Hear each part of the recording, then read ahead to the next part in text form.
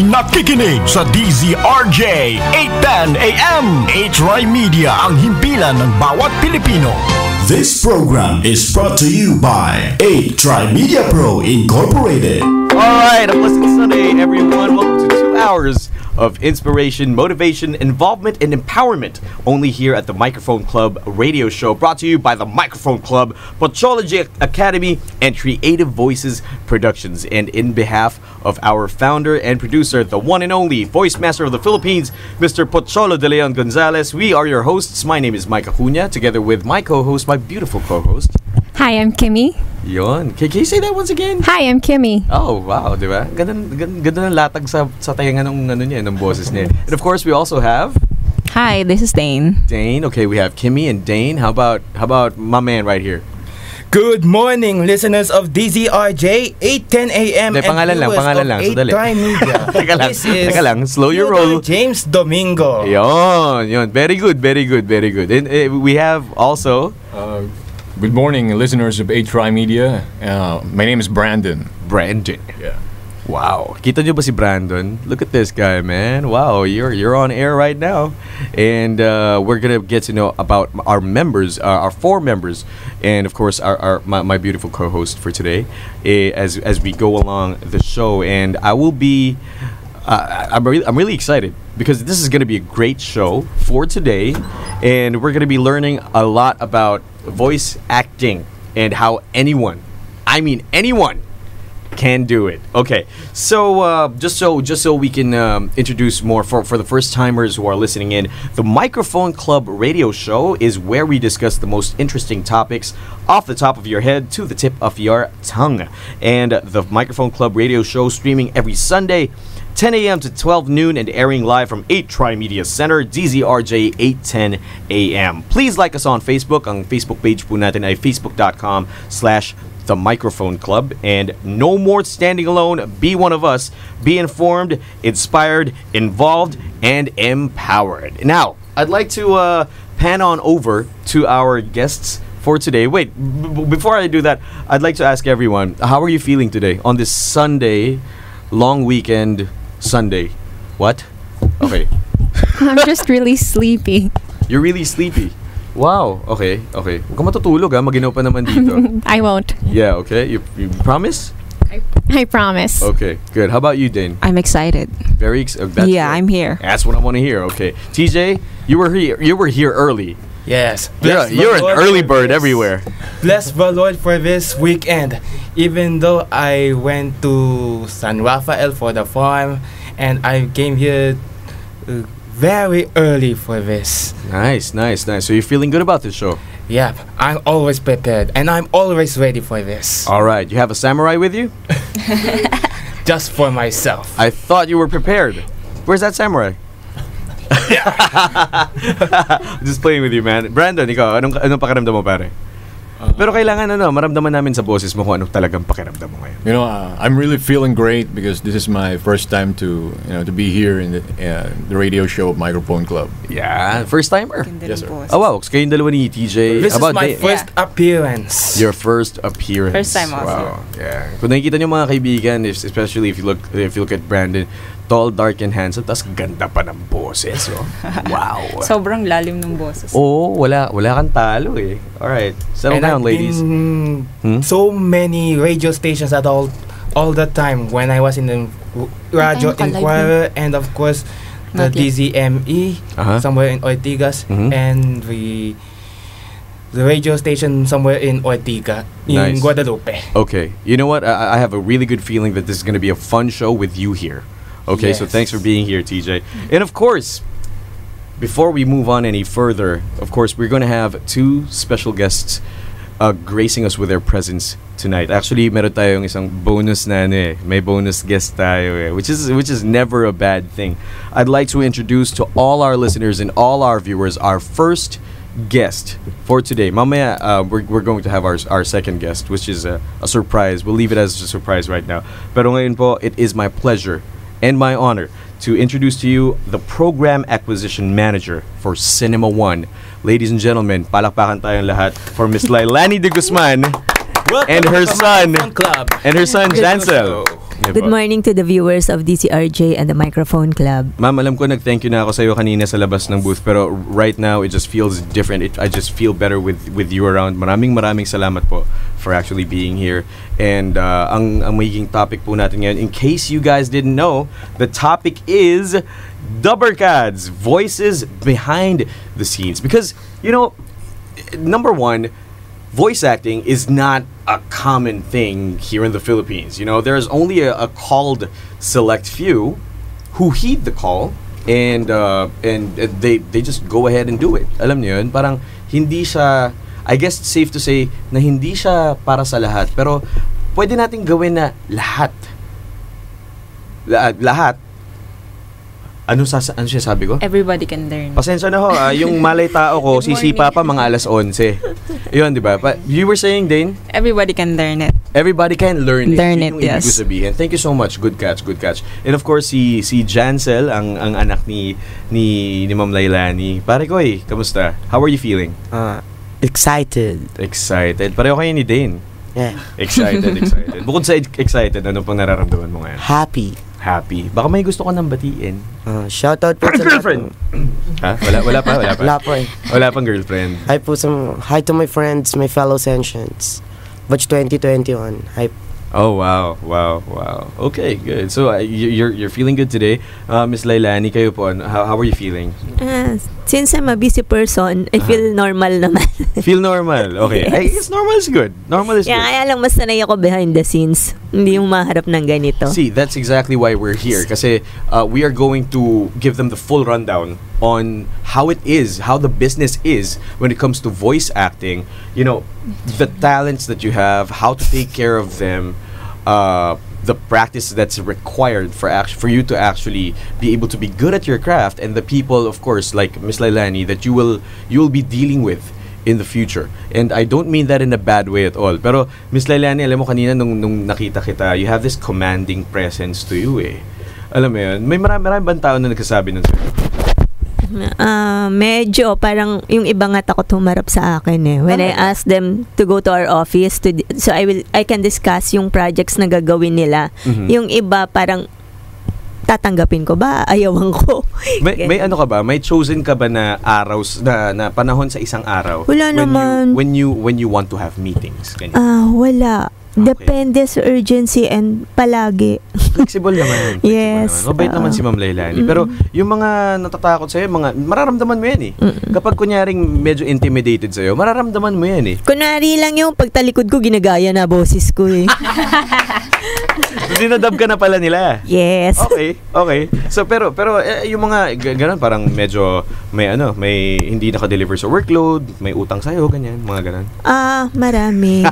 Pero kasi iba kasi talaga ang peg ni Cinema One. So I always tell them your last project is as good as your last one.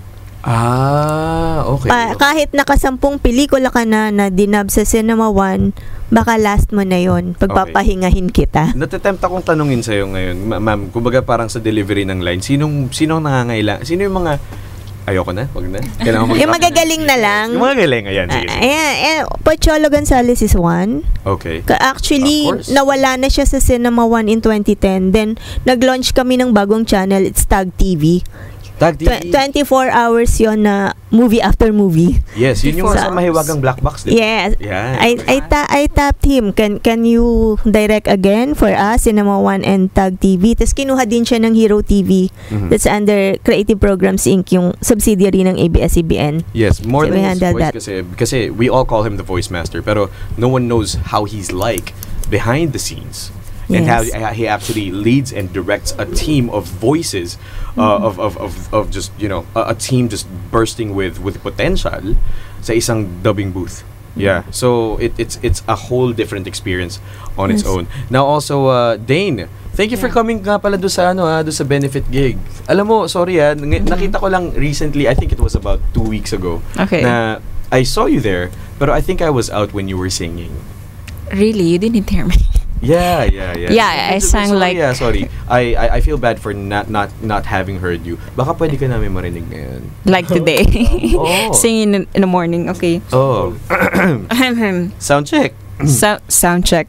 Yeah. So hi guys. So I usually sing in the weddings. Weddings? So yeah. How long have you been doing this for? For weddings it's like 2 years. Wow. Okay. It's been But- it's been a while. It's been Yeah. a while. Okay. But I'm with a band for almost how many years? Since college. Batiin mo naman yung band mo. Kamahiya. Right now I don't Yeah. have a Like a steady band, like Yeah, one no, band no, that you're yeah. working with. So more of sessionista. sessionistas, but I'm working with the one band which is Cinco band. Cinco. How do you spell Eh. that? C-I-N-C-O? Yeah. And Right. Cinco. What's it? Cinco band. Sakto, Because we're sakto. 5 members of 5, so it's Cinco. It's clever Obviously. and it has a recall. Yeah. That's really important when choosing a band name, right? Thank you. So Dane, maybe you want to sing a couple of lines from a song that's your favorite. Ganyan. I want to listen to it. Yeah. We all Yeah, want. you should. You cannot. Okay. There's no escaping There's it no. in this Yeah. booth. Yeah. You don't Okay. have choice. Mhm. One of the favorite song from weddings is like what's the title? Separate lives. No. Don't. Bakit ngayon ka lang? Ganyan. I forgot the title. Well, it's from Christina Perry. Uy, 1,000 miles. 1,000 years. Yeah, it's 1,000 years. And, heart beats fast, colors and promises. How to be brave? How can I love when I'm afraid to fall? That's it. Wow. Well, most of the weddings that I had, yun lagi yung kanta. Wow. The wow. churches, yeah. Yeah, kasi benta siya eh. Benta siya. Yeah. Saka I think it's one song that has been approved by you know how Thank some churches are picky when it comes to Okay. playing songs that the couple want to hear doon sa, let's say, wedding march, 'di ba? Ganyan. So Most I of think it. na-approve na siya ng mga simbahan. Pina-play na talaga siya. Dati hindi lahat ng kanta pwede. So that was I think a couple of years ago. How about Kimmy, my co-host? Hi. Hello. I'm loving the fact that you're wearing a smile this early. What's causing that smile? I learned it from hosting classes. Nice. That you always have to smile. Hosting classes from? I took 2 hosting classes. Okay. So the first one was from Paolo Bediones. Oh, and wow, then wow. The second one was from the Microphone Club. Nice. And I learned that you always have to smile when you're in. Yes, repeating what I said. Sorry. That's okay. Yes, that's us. That's the sound of us sharing the live stream video of this episode on our walls. Ayan. O nga pala. So we'd like to remind everyone, if you're watching right now, please share this on your wall because this is going to be a really, really, really good show. And if you have questions, please type them and we will gladly answer them and ask them. Yes, we have our 2 beautiful members from the Microphone Club just looking out vigilantly for your messages. Okay. So TJ, Yes. yes. I'm loving your energy too, man. What's up? Yep, it was very energetic this Sunday. Even every people are going to church, so I'm going to the church by this afternoon. Good. Have you've done? I've seen you in a couple of dubbing sessions. Nakagawa ka na ba ng mga Tagalog dubbings? Tagalog dubbing. Tagalog dubbings. When I was in audition for the Hero TV for the entitled of the anime Yoa Mushi Pedal, looking for a role of Onoda Sakamichi, but I didn't get any one of the roles. And of course, I went into beginnings at 20s. That was the dubbing audition for the Indian movies, and that was it. And other voice recordings in Hit Productions, Loudbox. So you've been around. I mean, Yeah. you've been to different studios to work with different people, right? And I went only in the auditions. Okay. Only. Gotcha. Especially in the radio guestings. okay, got it. Ngayon si Brandon, ako never ko natanong sa'yo to. Gaano katagal ka na nagvo-voice acting? Actually, sir, simula po nung 2013 kasi nag-start po ako ng workshop po kay Wait, sir. yung boses na gamit mo ngayon, yan talaga yung boses Natural mo. voice. Medyo sir, bagong gising kaya. Wow, medyo. You're really Sorry, awake. guys. bagong gising. So, I mean, maganda yung boses mo. Kailan mo nalaman na maganda yung boses mo? Actually, maliit pa lang po ako, sir. Ganyan na yung boses mo? Hindi po, sir. Maliit pa lang po kasi ako. Nanonood po ako ng mga cartoons, ginagaya ko po yung mga boses nila. Kaya ko rin po kasi mag-iba-iba ng boses tulad ni Sir Joy. Kaya idol ko po si Sir Joy. Narinig na kita, actually, nung first time kitang marinig. Actually, nakilala. First time kita makilala, nagba-block dubbing tayo. Sabi ko, ang ganda ng boses nito. As in buo talaga. Sample. Now, magsasample siya mamaya. Kinuha mo yung kinuha mo yung Sorry. yung first time, yung kumbaga ikaw, you drew first blood. Okay. You were the first brave soul. Yeah. Now si Jansel. Si Jansel naman. Jansel, okay. I'd like to talk to you in a bit and kumbaga parang gusto kong malaman how voice acting has been treating you kasi ilang taon ka na ngayon? 14 years old. Kailan ka nagsimula na mag-voice acting? Summer po. Summer ng? This year. Summer this year. Okay. So pretty recent. Pero napag-usapan namin mga kaibigan na while we were out of the booth, hindi pa kami pumapasok dito kanina, ang dami niyang na-share na listen, kung meron po tayong mga manonood natin na interesado talaga mag-voice acting, it doesn't matter. Let me tell you this. It doesn't matter how old or how young you are. Yeah. It only matters that you believe it's not too late. Right? Okay. So, let's go back to Miss Lailani. Ma'am Lailani, medyo ayaw naman nating gulatin yung mga manonood, no. Pero if you are, okay, let's set this up real quick. If you are an aspiring, say, voice actor, syempre may mga kasama kang mga peers mo na voice actors din. May mga kasama kang mga direktor. Pero what exactly do you do in your job? Ganito kasi yun. At first, we acquire foreign titles. Okay. Once the negotiation has been done, I tap dubbing directors to be in charge of the dubbing of each film na na-acquire namin. Okay po. I do not have a direct hand to the dubbers before. Pero, alimbawa, may sumabit, dubbing directors ang mananagot sa akin. Kasi ako ang mananagot sa upper management. So, ikaw yung middleman between the upper management and the talent. Yes. Okay, or the artists rather. Okay. Yes, ganit. Ang una ko kasing nire-require sa kanila is discipline. Kasi syempre, ginagastusan mo yun eh. Okay. Like, ang normal dubbing schedule is from 10 a.m. until 2 a.m. the following day. Work within that schedule. Okay. Bawal Number one yun, start ng late. Okay. Sa mga aspirants natin, okay, we're going to have a voice of one of the best, one of the most sought after voice artists in just a bit. Pero ngayon, I think ang ganda rin nung sinasabi ni Miss Lailani na mag-umpisa ka sa disiplina. Yes. Sige po. Sorry po, I didn't mean to interrupt. Okay lang. Tapos, may dubbing schedule ka na. If you want to request for a certain audio engineer, tell me beforehand. Yeah. Diba? Kasi work within the schedule eh. Hindi pwedeng overtime, hindi pwedeng mag-start ng late. Okay.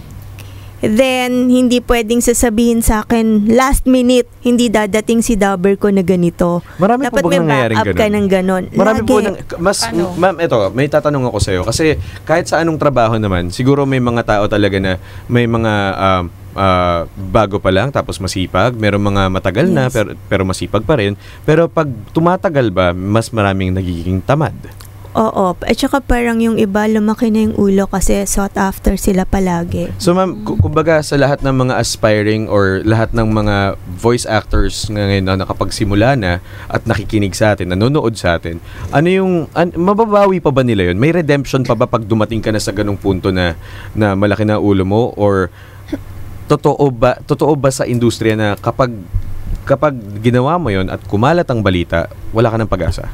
Meron naman. Depende sa dubbing director kung maniniwala pa rin siya sa'yo. Kasi siya talaga yung magtatap sa'yo eh. Kasi challenge dyan is trust eh. Right, Kimmy? Yes. And how do you discipline actors who act like divas? Hindi ako. Yung mga prima donna, no? Directors yun. Pero yung dubbing directors talaga ang manginginig sa harap ko.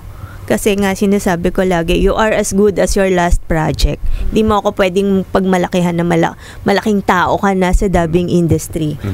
Then, next discipline is yung script or yung translation nung Kasi we provide the English script, we provide a video copy para sa translation. Ngayon, the policy sa channel namin is 3 days ahead na sa akin na yung Tagalog script. 3 days ahead. Though. Yes. Ganun din po ba, for example, if not for Cinema One, may mga aware din po kayo sa ibang processes ng ibang production companies. Ganun po ba talaga yung turnaround time? Sa iba hindi. Sa iba kalahating araw na nagda-dub yung group, wala pa yung script doon sa management eh. Minsan kasi may words na hindi pala pwede. So they have to redo, magda-dub na naman, gagastos na naman kami sa studio. Hindi pwedeng laging ganun. Sablayan pag ganun. Yes. At saka ang halatang-halata pag minadali ang script, ang pangit. Ay, sorry. No. That's actually what we're here for. Kasi we want to be able to tell the people out there what's real. We want to be able to tell them na ito yung industriya. There are deadlines to be made or to be met, rather, and it takes a certain amount of discipline. It takes a certain, more than the talent. It takes more than your talent and your skill.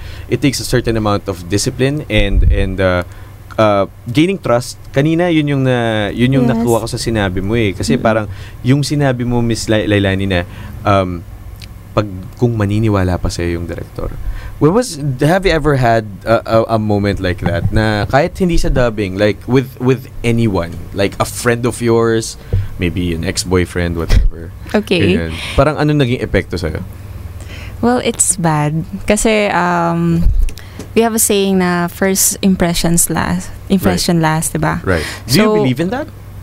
Somehow. Because people say it, but not everyone believes it. Do you believe in that? Somehow. Okay. Because like in a profession, so if you're late in the first day or something happened, right? So nandun na yung trademark mo sa client mo. Okay. That here's the thing. Okay. So spread the news na word of mouth. Word of mouth, yeah. Yep. So it's hard na to trust.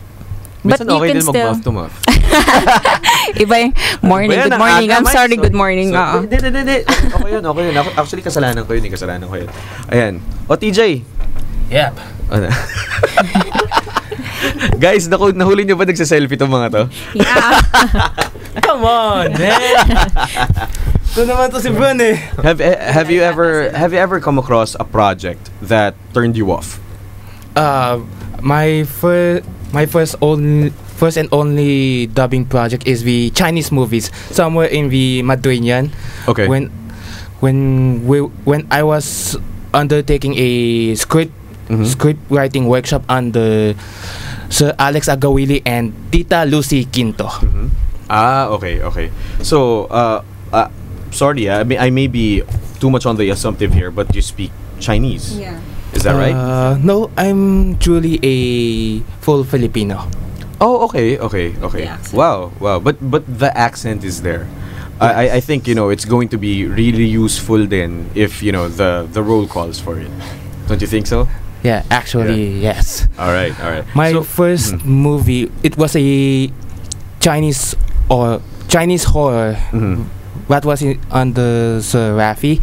Yes, I'm the ones who observed it, and of course I'm participated in. Okay, as a photographer. Good. I love the fact that you're able to just jump in there with all eagerness and fulfill your job. I'd like to go back to Miss Lailani. You're working with the #1 cable channel in the Philippines. Yes. Now, aside from that, in your usual day-to-day, for someone like you, and someone who does what you do, what are some of the usual challenges that you face inter-office? Na parang, do you get attitude from dubbing directors? Meron. But mas mag-focus tayo sa magagaling. Okay. Sa mga... Okay. Hindi, I'm not going to ask you to drop any names. I promise you. Hindi, okay naman. Pero kasi meron talagang worth na mentioning like Alex Agawili, Danny Mandia, Neil Tolentino, Teng Masilungan, Pocholo Gonzales. Na dapat kasama natin ngayon si Sir Neil. Yes. Si Papa Neil. Ayun. Yan talaga yung maaasahan. Pag sobrang ganda ng pelikula, nakabantay na yung marketing for the plugs. Okay. So, ang iisipin ko, sinong magaling na director ang ilalagay ko for this movie? I caught that. So, to everyone who's watching right now, if you want to be a voice actor, build on these three things. So far, Miss Lani has given us really useful input. Number 1 is discipline. Yes. Number 2 is build trust. And once you build those two, I think ang isa sa mga byproduct niyan is your dependability. Diba? Yes. Sabi nga ni Sir Choi, si Sir Pocholo, hi Sir, good morning po. Sabi nga ni Sir Pocholo, availability is the best ability. Very good, very good. Okay, so maraming salamat po. Ma'am, is it okay if I pan over to Jansel? Yes. I'd like to ask you a couple of questions.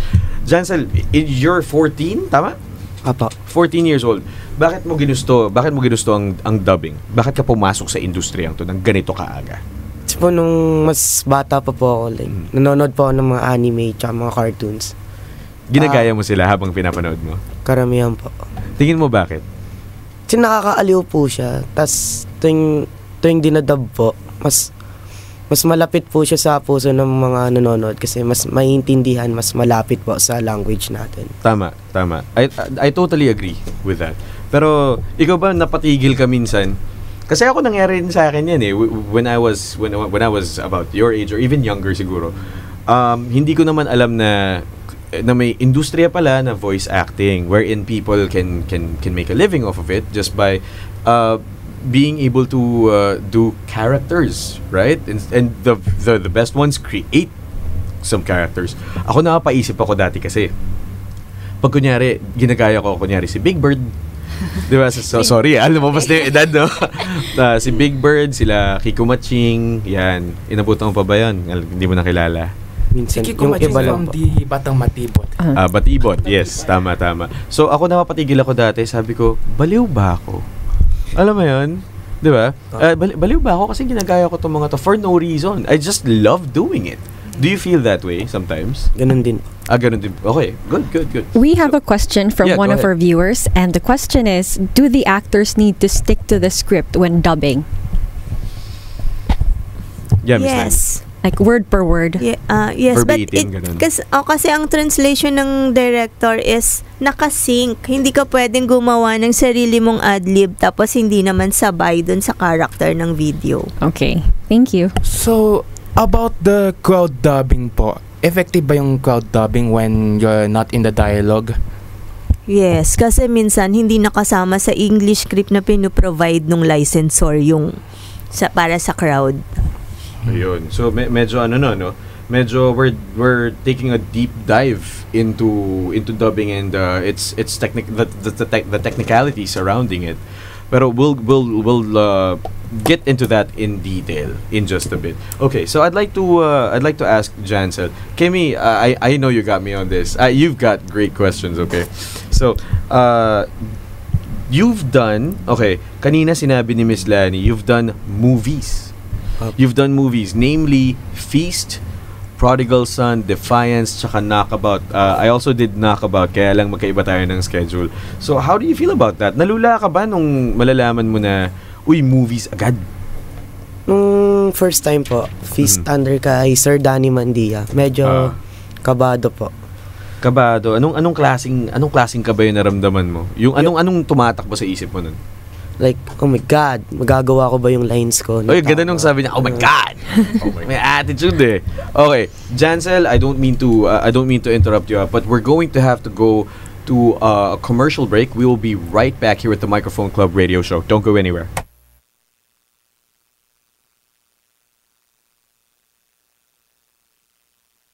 Ito ang DZRJ 810 AM H-Rai Media, ang himpilan ng bawat Pilipino.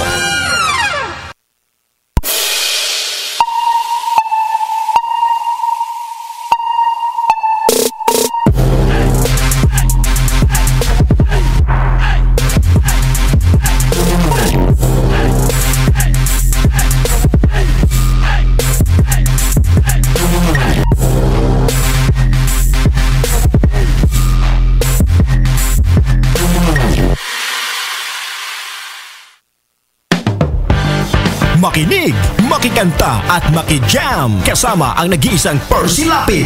Muling balikan ang mga masasayang kanta kasama ang iba't ibang mga musikero na maghahatid sa inyo ng mga magagandang tugtugan at awitan na siguradong kukumpleto sa inyong gabi sa Live Jamming with Percy Lapid tuwing Linggo alas 11 ng gabi dito lang sa DZRJ 8:10 AM. A-Try Media, ang himpilan ng bawat Pilipino. DZRJ. Kayo'y nakikinig sa DZRJ 8:10 AM. A-Try Media, ang himpilan ng bawat Pilipino. This program is brought to you by A-Try Media Pro Incorporated. Welcome back to the Microphone Show. So, the Microphone Club radio show. This is your host, Mike Acuna. Good morning, and to everyone who's just joining us here with the show. It is 10:39, and this conversation has been really juicy. Ang dami na nang na-share ng ating mga guests for today, and of course I'm just really happy that we have our second guest here in the booth with us. You're going to hear his voice in just a bit. Okay, so Jansel, balik tayo sa'yo. Ayan. So Jansel, yung mga movies na nagawa mo na 4 agad, and you only started dubbing this summer. So tama ba kapag sinabi ko na kunyari parang introductory na hobby lang siya in-introduce sa'yo ni Miss Lani? In-expect mo ba na magugustuhan mo siya as much as you do right now? So, dati po kasi hobby lang po talaga siya. Like, okay, sama ka dito. Okay, gusto ko lang linawin. So, hindi mo ini-expect na magtatagal yung hilig mo dun? Hindi po. Okay. So, yun lang. Okay. Hindi, biro. Okay. Hindi, actually, meron pa akong mga tanong sa'yo. So, with that being said, safe to assume ba na, or ano ba, mas nakikita mo ba yung sarili mo na ginagawa to for a long time? Opo. Okay. Saka kanina merong nung nag-uusap tayo kanina, nasabi mo meron ka mga kaibigan na alam na nagdadub ka, 'di ba? Na gumagawa ka na ng mga movies, nagboboses ka na sa mga pelikula.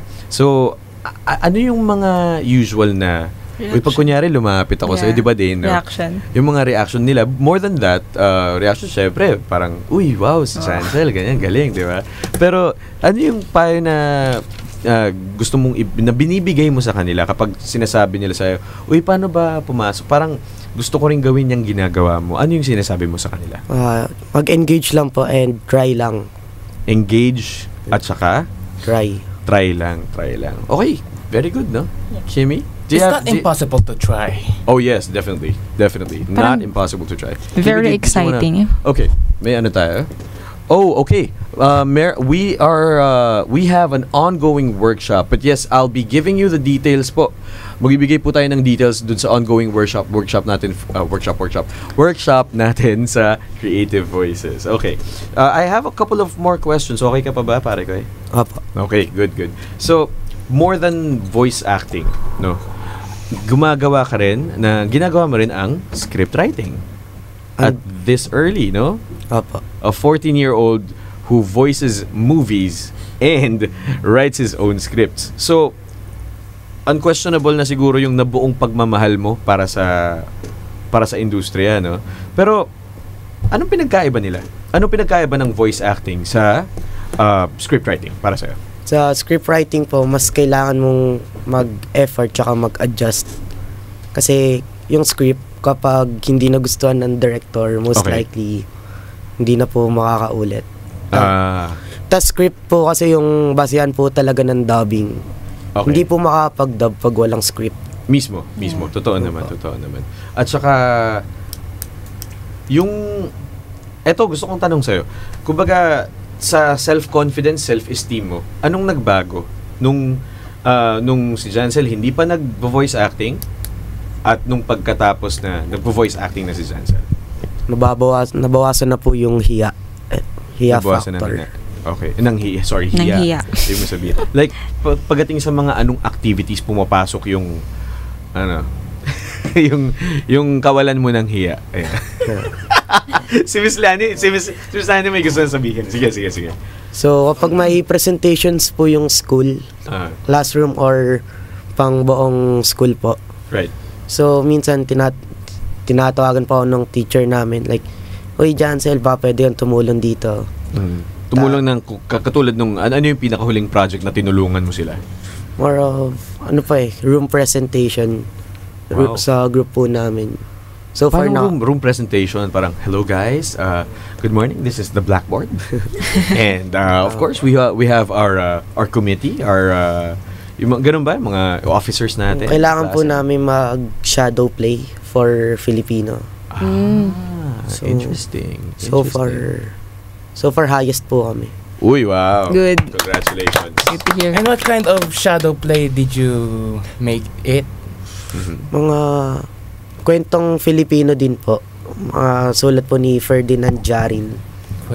Ferdinand Jarin. 6 na Sabado ng Beyblade. Oh. I-google ko yan. I think in my time we did that. No Limitang Here. Yeah, shadow play and also theater acting. But for the room Wow, okay. In college. So yan, nakikita niyo dito sa Microphone Club, mga kaibigan, hindi niyo kailangan maging primarily na public speaker agad. Marami tayong mga members sa The Microphone Club who came from different industries. Meron tayong mga members na hanggang ngayon nagtatrabaho and they enjoy. It's very they find parang pag nag-host sila or they do public speaking, it's therapeutic to them. Yes. So, maganda to para sa wellness.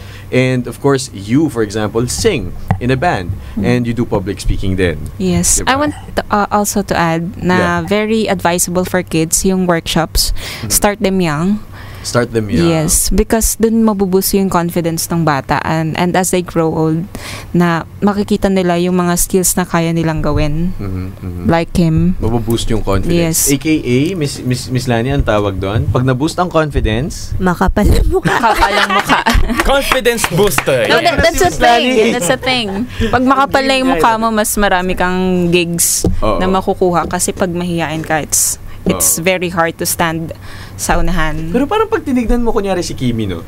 Parang ang member siya ng The Microphone Club, pero parang sweet type. Ako yung masasaktan pag may nagsabi sa kanya na ang kapal ng mukha niya, ganun.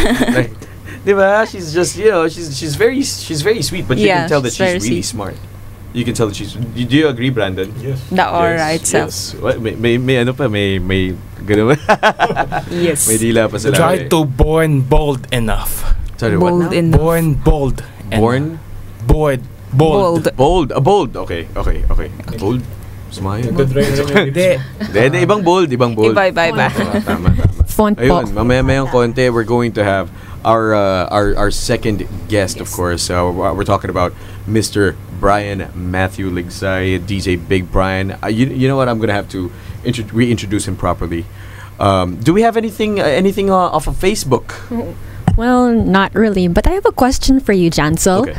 How do you warm up for your voiceovers? Really good question. So, characterization ay kailangan pong intindihin muna yung character.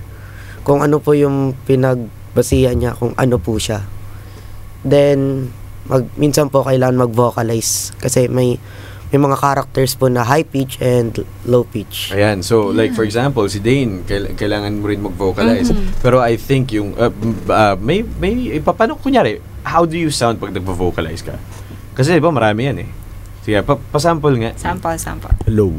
Hello. Kailangan pong mabilis mag-iba yung boses. Hello. Yeah, dun ako na-curious. Hello. Okay. So parang tinatamaan mo lahat ng parts ng lalamunan mo, binubuhay mo sila.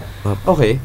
So do you do this on a regular basis? Araw-araw ba to o pag may project lang or Araw-araw po. Araw-araw. Para mas maganda yung lumabas pag meron ng gagawin. Pagkagising mo agad, hello.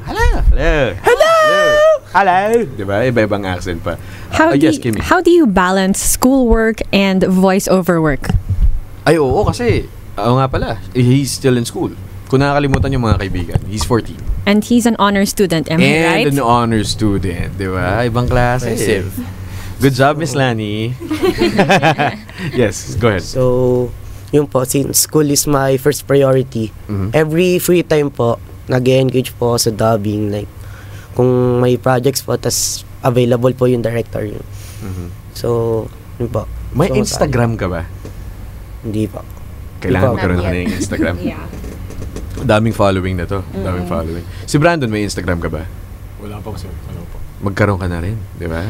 Para makita nila kasi Instagram, any social media platform, ladies and gentlemen, to all of our viewers and listeners, of course, social media is never bad when it comes to kasi especially for the freelancers who only do voice acting as in walang day job kumbaga. Kung wala po kayong day job at umaasa lang po kayo sa inyong talento, sa hosting, public speaking, dubbing, voice acting.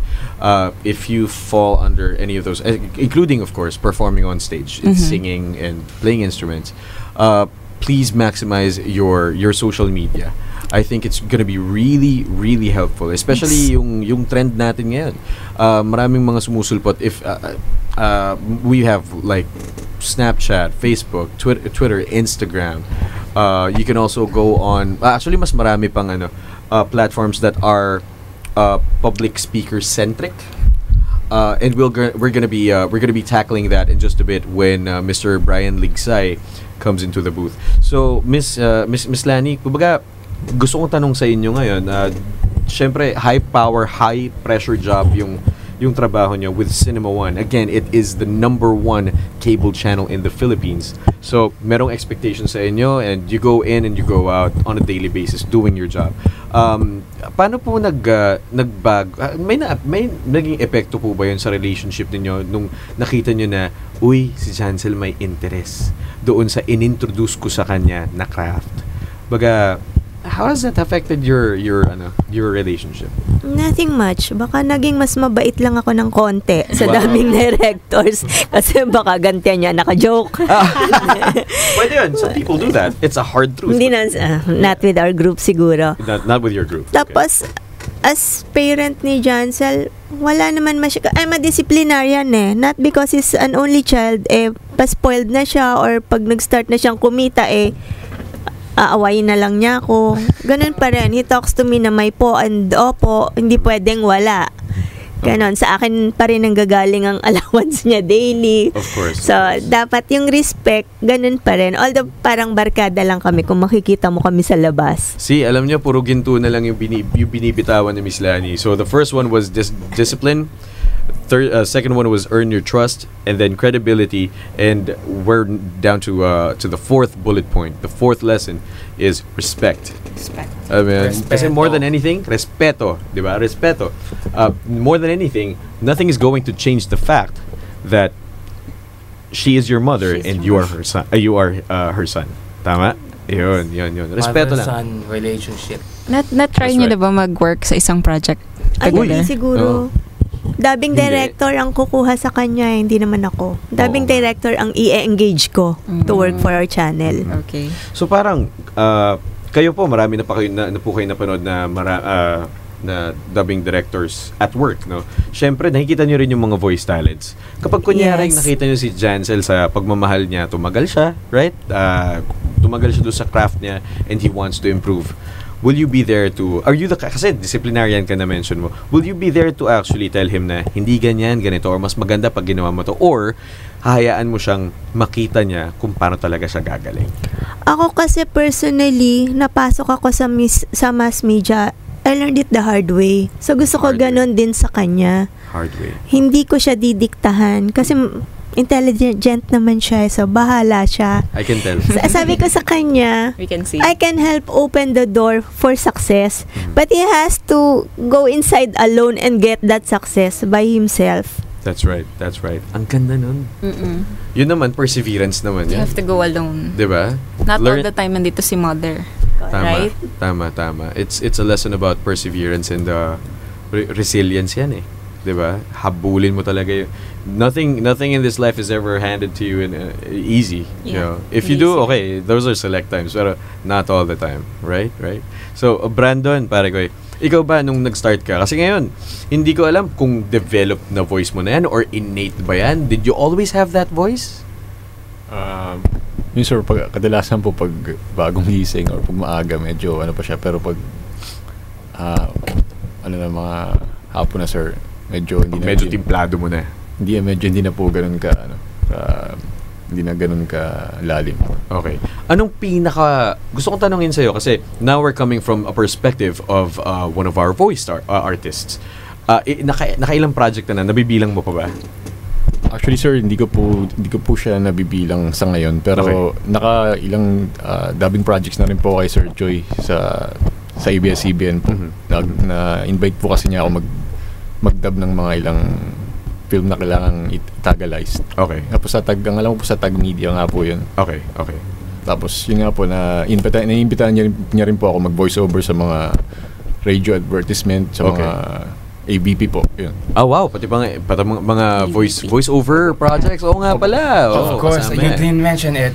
When I was my first voice over work, that was in Aurora in Taguig, SM Aurora in Taguig for the Wedding Expo. Oh, okay. It was a wedding expo. Okay. And second one is from the World Trade Center in Pasay for the One Film Print. And of course, the Vet Lauzon's favorite part, I'm doing a voiceover for the Puma big sale. Okay, lang yan. That was about last month. It's recent. Last month. Yes. It's really good to see how active you are in the group and how devoted you are to your craft, man. Okay, pwede natin palakpakan si TJ one time.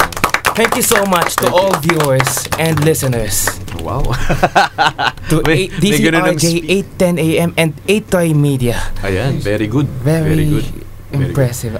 I'd like to ask my co-host. I mean, what kind of projects have you done? I feel so stupid for not having asked you this. No, that's okay. Yeah. When I was 14, I did my first voiceover, and this was still patago because my school doesn't allow any media exposure, so I had to change my voice. And your school is Poveda.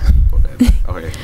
So luckily I was able to change my voice when I did my first voiceover. So did you go that's your normal speaking? No, that's voice, my right? modulated voice already. This one. Yeah, that one. Okay. Yeah, this one's my normal voice. Oh wow! Oh my God! See, those are two totally different people already. Yeah. So okay. So did you go lower? I had to go a bit higher and sound more mature. Sound more okay. Yeah. Okay. Do you still remember the lines from? Yeah. From that? Okay. Can you do that right now? A musical high or a groovy chill. It's just a matter of taste. Wow. So there. Hey. Okay. Diba? Salute That's to a you. trip. And That's then a trip, man. Okay, yeah. and then I also had a few voiceover projects under Voice of the Youth Radio, and then I Which did is also here. Yeah. Yeah. Okay. Back in Inquirer. Oh, okay. Got it. Sorry, I mentioned another company. It's all right. And then I did live voiceovers also. And then I had to direct at some point. Directing is hard. Yeah. Oh well. I mean, how long have you been doing this? On and off lang, just for I think 3 years. Okay. Yeah. Wow.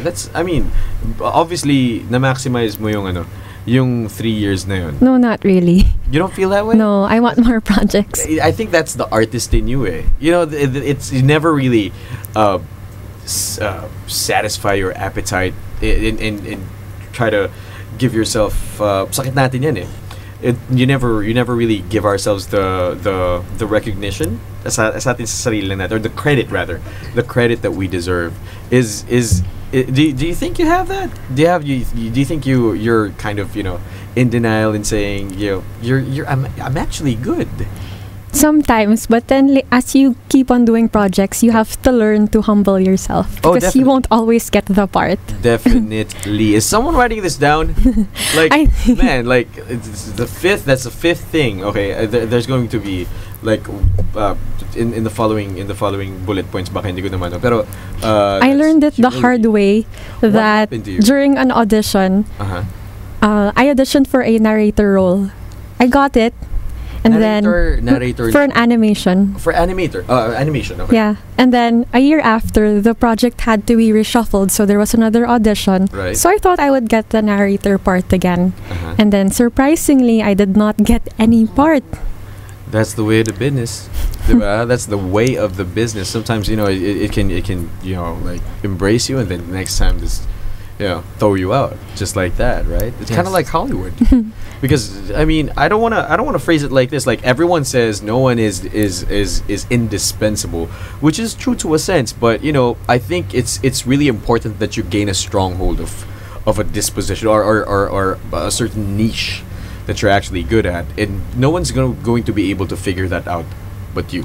And then a few days later, the client gave me a role. Okay. It was only one line. One line? One line. Ano naman yung linya na to? Sige, let's hear it. It was 2 lines. The line was, "The saint is dead, the saint is dead." And I had to cry while recording. Wow. So that was emotionally exhausting. And I almost ended up crying in the MRT going home. Wow. Seryoso? Yeah. Wow. Kasi I think this is where they say that voice acting actually is acting. And there's no small roles, only small actors. Yun. Good. Agreed. Gusto ko yan. Tweet mo nga yan. There are no small roles. There's no... Only small actors. Only small actors. Okay. Not big actors, please. Oh, no. Like, yeah, you got big actors. Yeah, why not? Right? It's very interesting. Big, small, variety is good. Okay, so Jancel, let me ask you this. Okay. Would you ever consider getting into singing? Nasa larangan ka na rin lang naman ng paggamit ng boses, 'di ba? Hopefully po. Hopefully. Pag hindi na po medyo basag yung boses. And medyo andun siya sa phase na yun, nagbibinata siya eh. Yung mga piyukan moments eh. Pero actually maganda po yung registro ng boses niya ngayon. Konti na lang yan pare ko. Tapos do you have like a favorite artist that you always listen to? Artist. Sir Ellie Buendia. Uy! Ellie Buendia. Wow. This kid's got taste. I would like to ask. You also sing, right? Yeah. He also sings. Yeah. What was the difference between being a voice actor and the singer? Because I'm not yet a voice actor, so I don't know. Well, man, the difference is the first similarity. I always go back to this kasi ang similarity niya is you use your voice. Yeah. Pero kasi singing and voice acting, it presented a whole new adventure for me. When you memorize the lyrics of a song, you're practically done. Okay na yun. Like when you get to act that out on stage, you're done. Okay ka na. I'm sorry, I don't mean to undermine that. I've been singing longer than I've been a voice artist. Pero a voice artist, it's just a different kind of control altogether. Kasi for example, ganda nga ng boses mo.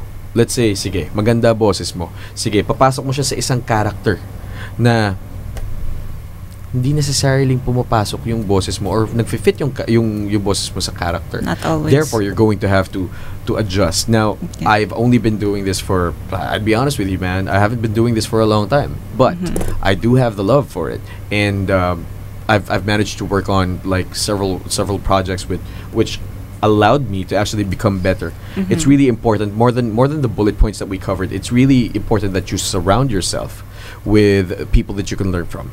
Do you agree, Jancel? Yes. Yeah. So yung mga sinabi kayo nila, sila Sir Danny, sila Sir Alex, sila Sir Pocholo, Sir Brian, of course. I'm just really happy that on the last projects that we have, for example, telenovela. So doon ko lang nalaman, akala ko magsasalita ka lang, matututo ka na yung buka ng bibig nila and yung last syllable nila, kailangan yung pagkakasulat ng script, di ba, Miss Lani? Syncing. Oo, yung bukod sa syncing, pero yung vowel sounds, yung buka ng bibig. O. Yan, ganyan na ganyan sa O. Perfect. Ayun, di ba? So, kailangan yun, pumapasok, hindi pwedeng magkaiba yung sound na lumalabas doon sa binabasa mong script at saka doon sa bibig. It's more complicated.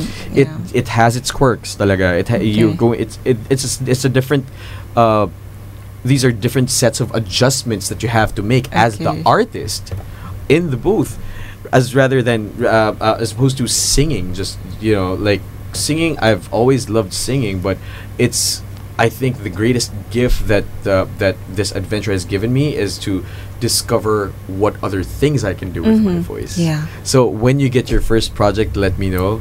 I swear to you, it's going to be really. I'm actually really excited. I want to try the voice acting. Try mo. I will after this show maybe. Si Kimi nga umiyak eh. Isang linya lang. Grabe, di ba? Did you okay, sige. Did you think that you could do it? Pasample ng iyak. No, not on air. It took me 30 minutes to internalize for the role, so it was hard. Was there like anything in your background that allowed you to do that, like that helped you do that, like theater, ganun? No. Wala. That was all you. I just had to think of someone dying, and that was painful. Yeah, that was painful. Yeah. Yeah. Oh wow. Grabe yun. Like okay, TJ. Yes. Ikaw. My first project that was during my script writing workshop under Lucy Quinto. That was a Philippine indie film that was entitled Magtanggol, and I was the part of the crowd dubbing. What year was this? In 2016. Wow. Okay, so this was just last year. Yes. And you were part of that crowd. I mean, how did the people that you were working with look like? I mean, how was the experience of having worked with Miss Lucy Quinto and the other peers that you had in that booth? Alongside with Miss Ruth Valera, John Kenneth Piliin, and the other of my batchmates, when I was in the dub studio booth or the dubbing booth, it's already midnight, so I have to endure it. When I say, "Hey, let's enjoy this so we can finish this all together." And then I went ballistic when I got into crowd dubbing when I was in the rallying, or should I say kilos protesta, like palayain manalastas, when I shouted palayain manalastas when I say this. Oh wow, okay. So it's how would you describe that experience in one word? Very dreadful. It's tough. Sumobra. One word lang. Okay lang yan. So it was very dreadful. Yes. Okay, it wasn't a nice experience? Is that what you're saying? Yes. Okay. It's all night long. It's it's one of those things that we have to endure sa industriya na to eh. Kasi it's not like, you work a 9 to 5. Diba, most people that I know who do freelance like full time, they're usually fine with those hours kasi they knew that they didn't want to be like tied to a desk. And please don't get me wrong, I'm not trying to bash any other jobs here. I worked in the corporate setting for several years. I think I was there for 9 years. Syempre, alam niyo na kung anong industriya. Okay. So yun. I was working with mostly BPO and RPO companies. And so Miss Lani, kung meron ka mang tatanggapin na let's say talent, no? If alam ko mostly you deal with dubbing directors. Anong gusto mong makitang mga traits ng isang talent bukod dun sa mga na-mention na natin? For example, let's see, bibigyan mo ba ng okay, ito yung tanong ko. Anong karakter ng isang baguhan na bibigyan mo ng tsansa na makapasok at gawin ang voice acting? For as long as nakikita ko interesado siya. First, kasi dapat interested talaga eh. Yes. Tapos, i-recommend ko siya sa dubbing director para mag-audition. Okay. So it's never a guaranteed thing talaga, no? Yes. Miss Lani. Yes. Okay. So pero as long as naman, 'di ba? As long as marespeto ka, as long as masipag, right? I think those are only 2 of 100 things that you can offer to the table if you are working with the right attitude. We're going to be right back here with the Microphone Club radio show. In just a minute, we're going to have Mr. Brian Ligsay joining us here at the booth. Don't go anywhere. Ito ang DZRJ 810 AM H-Rai Media, ang himpilan ng bawat Pilipino.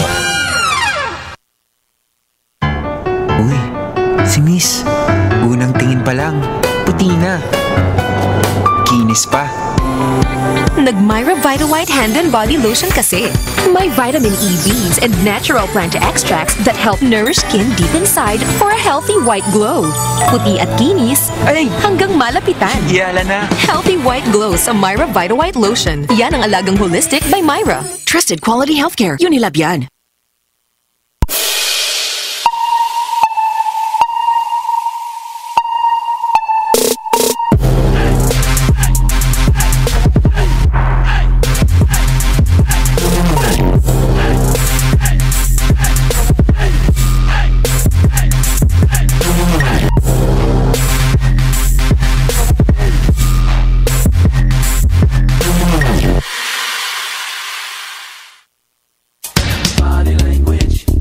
Good vibes sa inyong Sabado ng umaga. Mga makabuluhang talakayan at kaalaman para sa ating mamamayan. Yan ang hatid sa inyo ni Miss Vivian Velez sa programang Double V.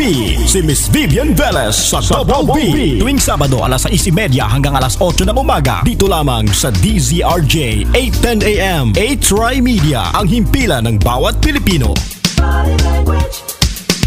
Una 1:30 ng hapon, dito lang sa DZRJ 810 AM. 8 Media, ang himpilan ng bawat Pilipino. Dito ka na sa My K. DZRJ. Kayo'y nakikinig sa DZRJ 810 AM. 8 Media, ang himpilan ng bawat Pilipino. This program is brought to you by 8 Media Pro Incorporated. Ladies and gentlemen, welcome back to the Microphone Club radio show. You're with me, Mike Acuna, and of course we have my beautiful co-host. Hi, Kimmy. Hi, yes, Kimmy. Let him know what your last name is. I'm Kimmy Aurelio. Yeah, Miss Kimmy Aurelio, and of course we have Dane. Hi, Dane De La Cruz. Actually, we have TJ in the background getting busy with that camera. Of course, Mr. Brandon Roque, and our special guests, Miss Leilani De Guzman and her son, who is also into voice acting, Jansel De Guzman. Thank you so much for being here. Now, I'd like to introduce our next special guest. Ito malupit-lupit tong next hour natin. He is the head coach, VoiceWorks Director, Philippines Voice Over Academy, and the Philippines Center for Voice Acting. Mga kaibigan, mag-ingay tayo one time for Mr. Brian Matthew Ligsay. Sir! Yahoo! Sir Brian, alam mo, na-excite ako dito sa episode na to kasi, ladies and gentlemen, I've known Sir Brian for some months now. We've gotten into, projects. We're currently working on some projects. I've spent time talking to him. I've actually even driven his car at one point. Yes. Sir, sobrang, eto, galing sa puso, I'm really blessed today to be at the helm of the show and be able to ask you questions na hindi ko normally matatanong sa'yo. So, sir, medyo para sa akin na rin to, medyo selfish ako, pero of course this is for everyone who's tuned in right now and wants to know more about voice acting. So my first question, sir, you've done a lot of projects with big names, and you've been doing it for a long time. Big brands throughout the years, and you've become one of the most trusted voices, most sought after voices in the country, in the industry for that matter. What is the most memorable one for you? Okay, well, first up, I want to say good morning to everyone. Magandang umaga sa inyo lahat, Ma'am Nani and everybody. Mike, thank you for having me here, and of course, all the crew of the Microphone Club show. Mga kaibigan natin dyan sa Rotary Club of Rodriguez, hello, they're listening right now. They're tuning in over YouTube, Hello, and my family, who I had to leave behind sa Cubao because of daddy issues and everything, or daddy duties. Daddy duties for Sunday kasi ngayon. Well, going back to your question, there are a few memorable commercials that I've done in the past, and probably one of the most significant, if not the most memorable one, was the one when I did the voiceover for this ice cream commercial. Pwede ko ba sabihin ang ano to, ang product? I don't know. Let's. I think we'd like to walk on the safe side. Yeah. Well, anyway, it's an ice cream commercial. It was aired in 2010, and there was a guy there, may bouncer doon na may dalang flashlight. Now, if you remember that commercial, yung scene na yun, the guy, yeah, exactly, TJ, the guy said, "Stug. Sige, sayaw, gini mo, sige pa ganyan." Now, why is this memorable for me?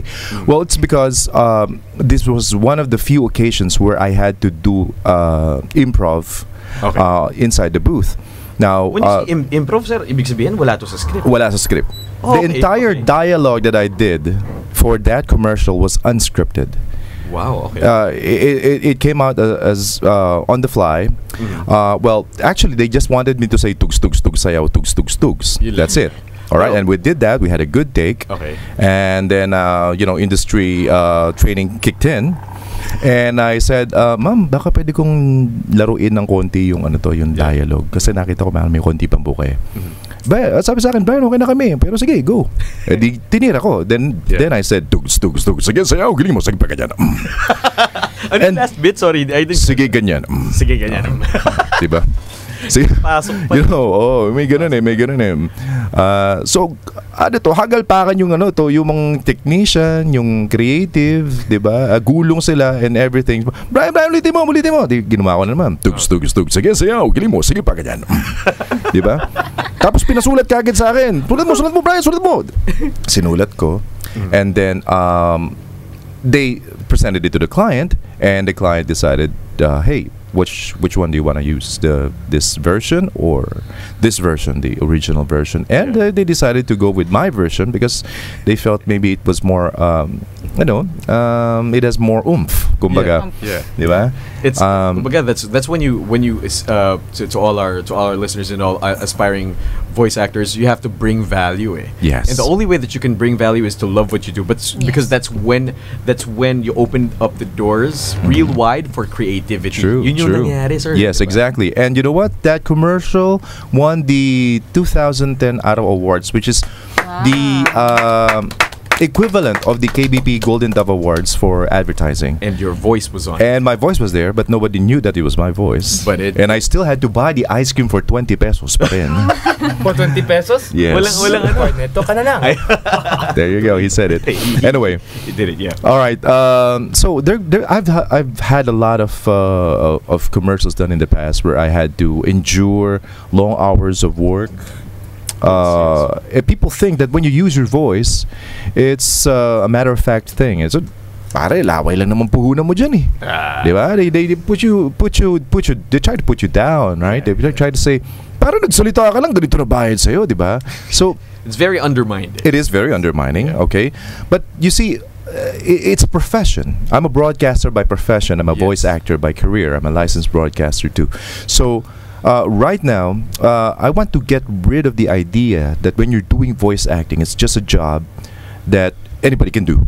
Right. Like, if anyone can do whatever it is that we're doing on the microphone, then probably you'll be sitting down here in this radio program. We'd like to see you do it. We'd like to see you do it.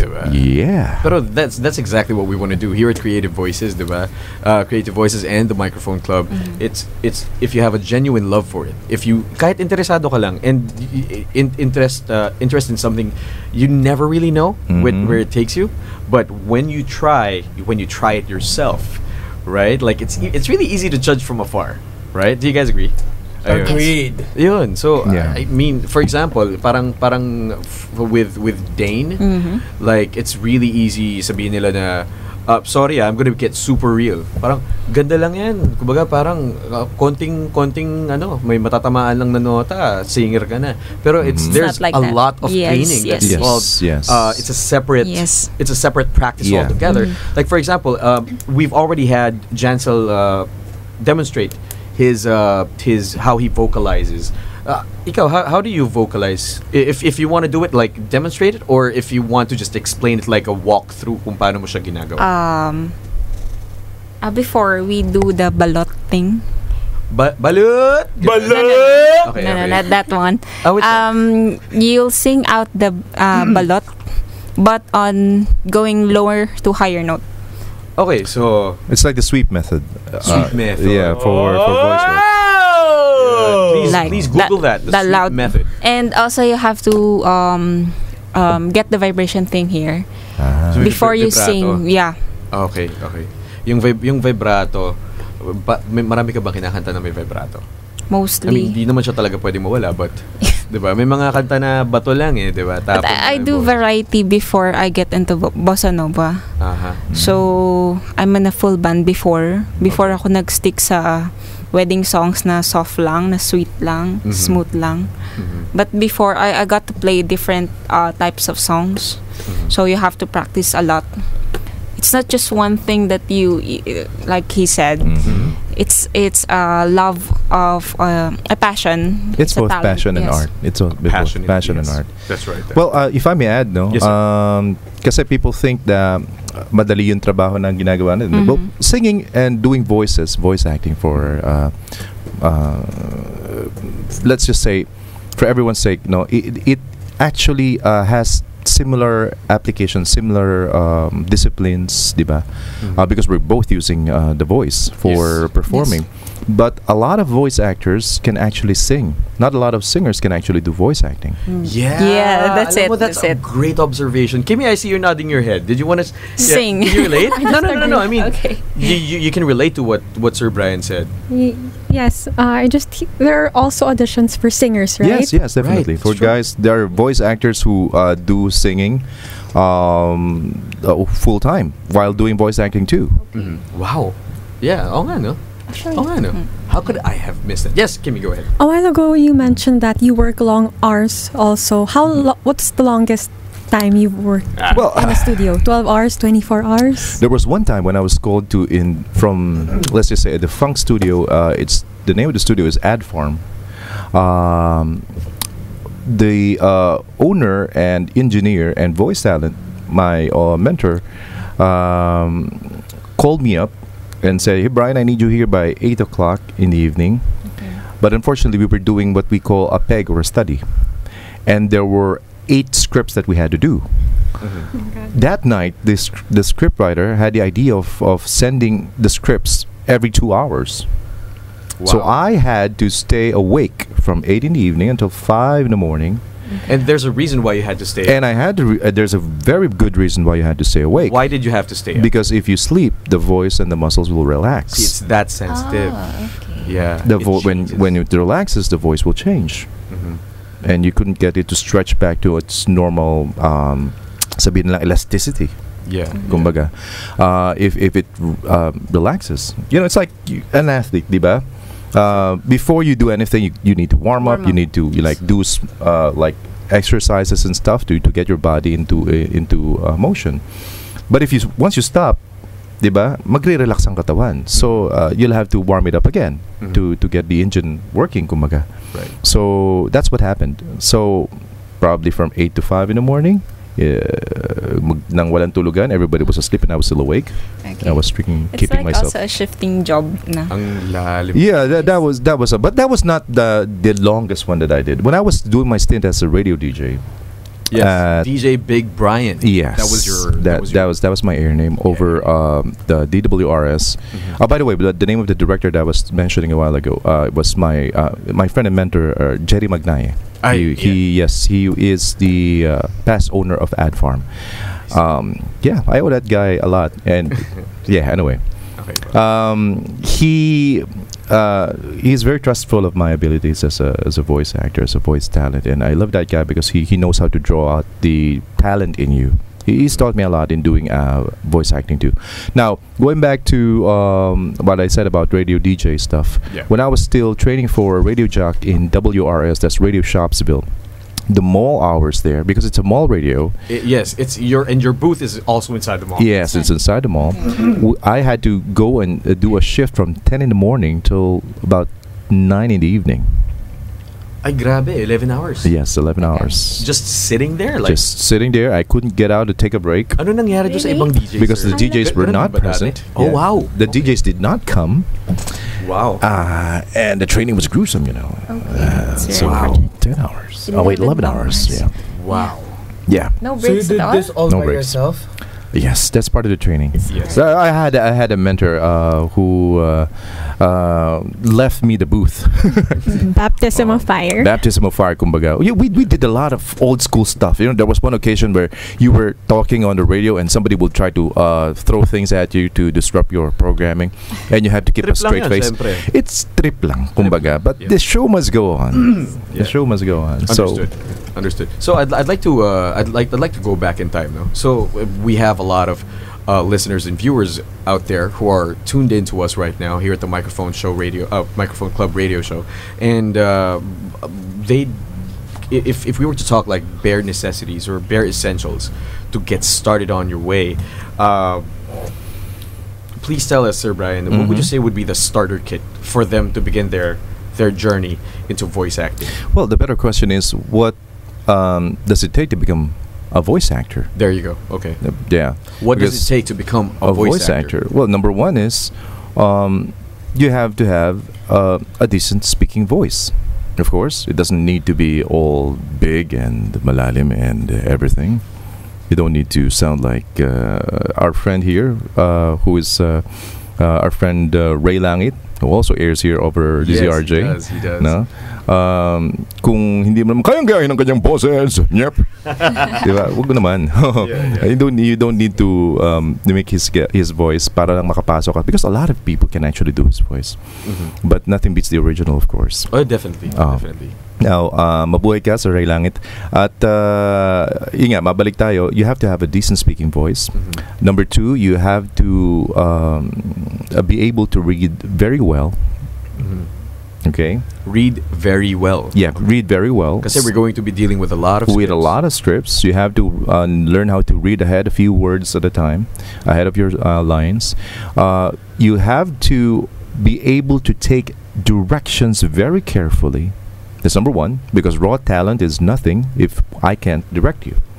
If you keep just, blabbering around the studio or doing it your own way, then this is not something for you, because producers and directors, no matter how weird their requests are, sometimes we are slaves to the script, and they are actually telling you what they want. Yes. So we have to follow their desire. Yeah, kaya may peg. Kaya may peg. So yun yung kailangan sundan, of course. And finally, there are only four.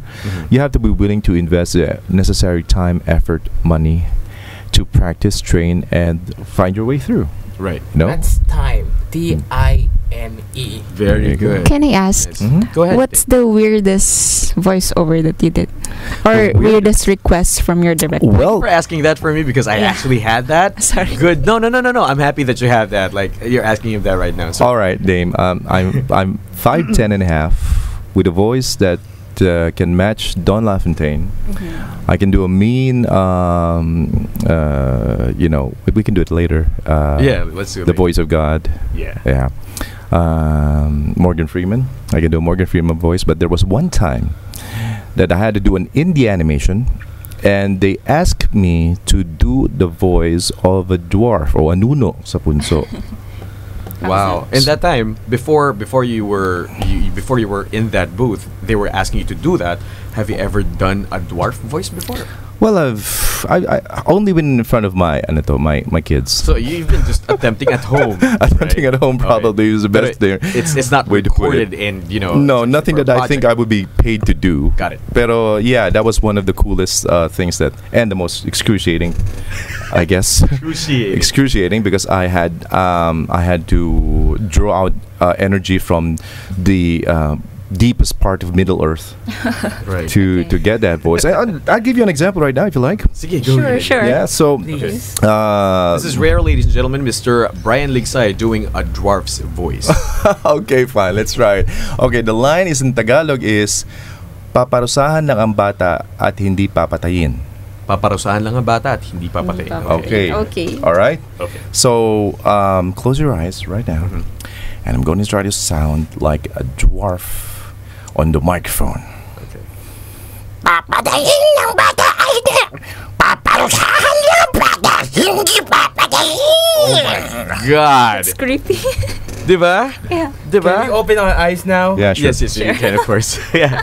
You see, it's wow. Thank you. That was really amazing. I think that was the first time that I've heard your dwarf voice. I thought you were just going to do like a little voice, but this one had grit in it. Yeah, it has to have grit. It sounded like a goblin or something. Yes, it does. It needs to sound like a little monster, as it should. A little monster, yes. Like a little monster, as it should. And if you try to imagine it, he's an old dwarf, somebody who is maybe a long beard, wise and all. So right. How long did you practice before you got that voice? About 5 minutes. Wow. Just kidding. This time. No. It took me a while to incorporate all the feelings, because doing voices for animation is one of the most rewarding stuff that you could do as a voice actor. Yes. You get to work with animators. Yes. The thing about doing animation voices is that whatever input you give to the animators, it like perks them up to draw more. Yeah. It's all about letting those creative juices flow. Yeah. Kimmy, did you have a question for Sir Brian? What are you like as a director? What am I like as a director? Well, you could ask Mike Acuna Oh my gosh. about that, because I've been directing this guy for a few months now. No, it's if I answer it here, it's gonna sound patronizing, but I'm gonna answer it anyway. Wala akong alam sa voice acting when we started working with each other some months ago, and I was telling you guys about that, diba? Parang kakaumpisa ko lang.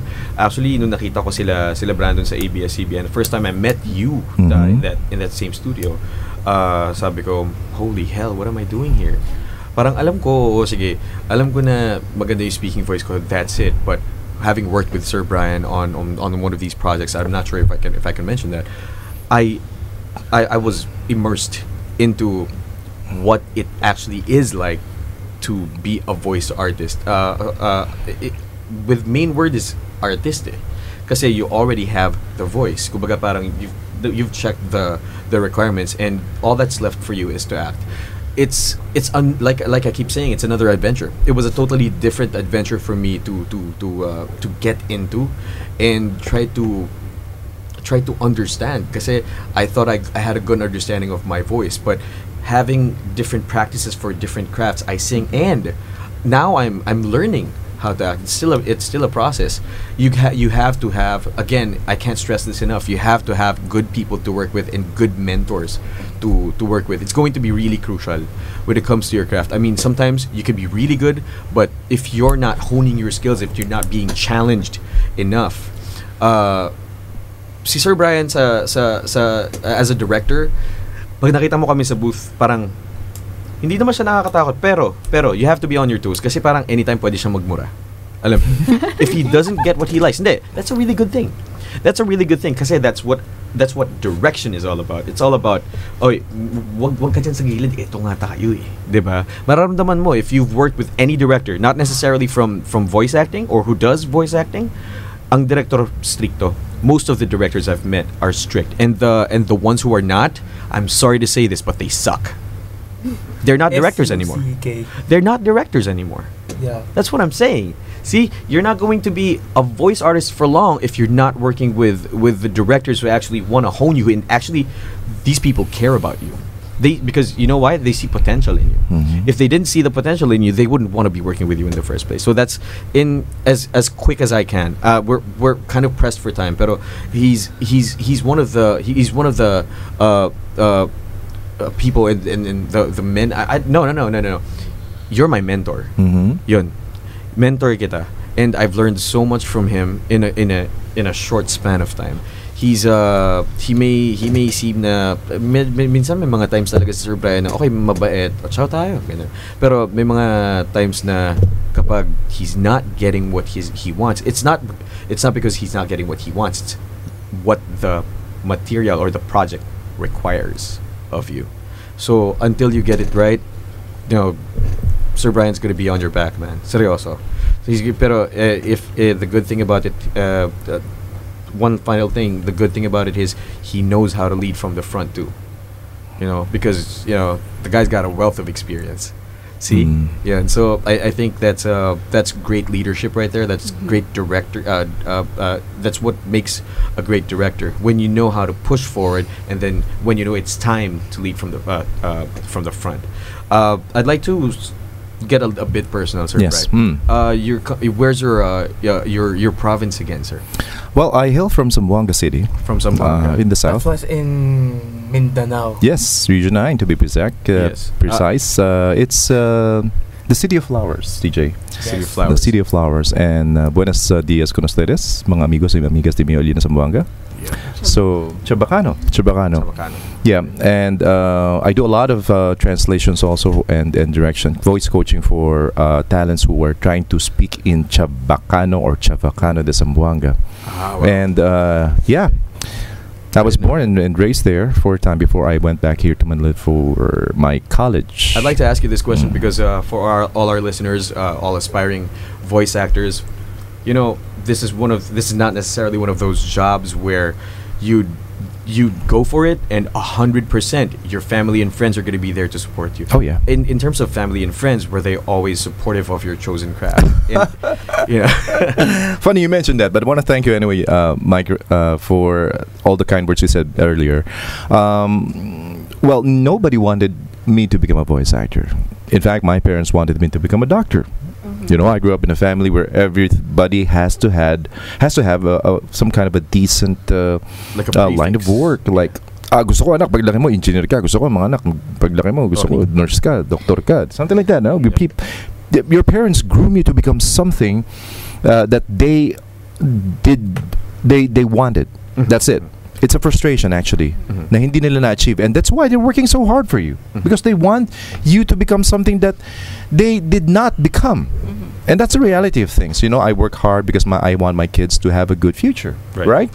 But unfortunately, when I was in college, I took up medical technology, by the way, before I shifted to mass comm. Wow, so who would have thought? Yeah, you can imagine the number of chemistry, biology, botany, zoology, physics. Wow. And all the math that I had to endure for 2.5 years. 2 years. 2.5 years. And on the side, kumbaga parang pag nasa bahay ka may ginagawa ka bang characters by yourself? Or? Oh yeah, most of the time, you know. Yeah. My wife is so used to it, but she's not impressed. Yeah. Okay. You know, that's the one thing that I liked about my wife, because she's unimpressed, and I'm challenged.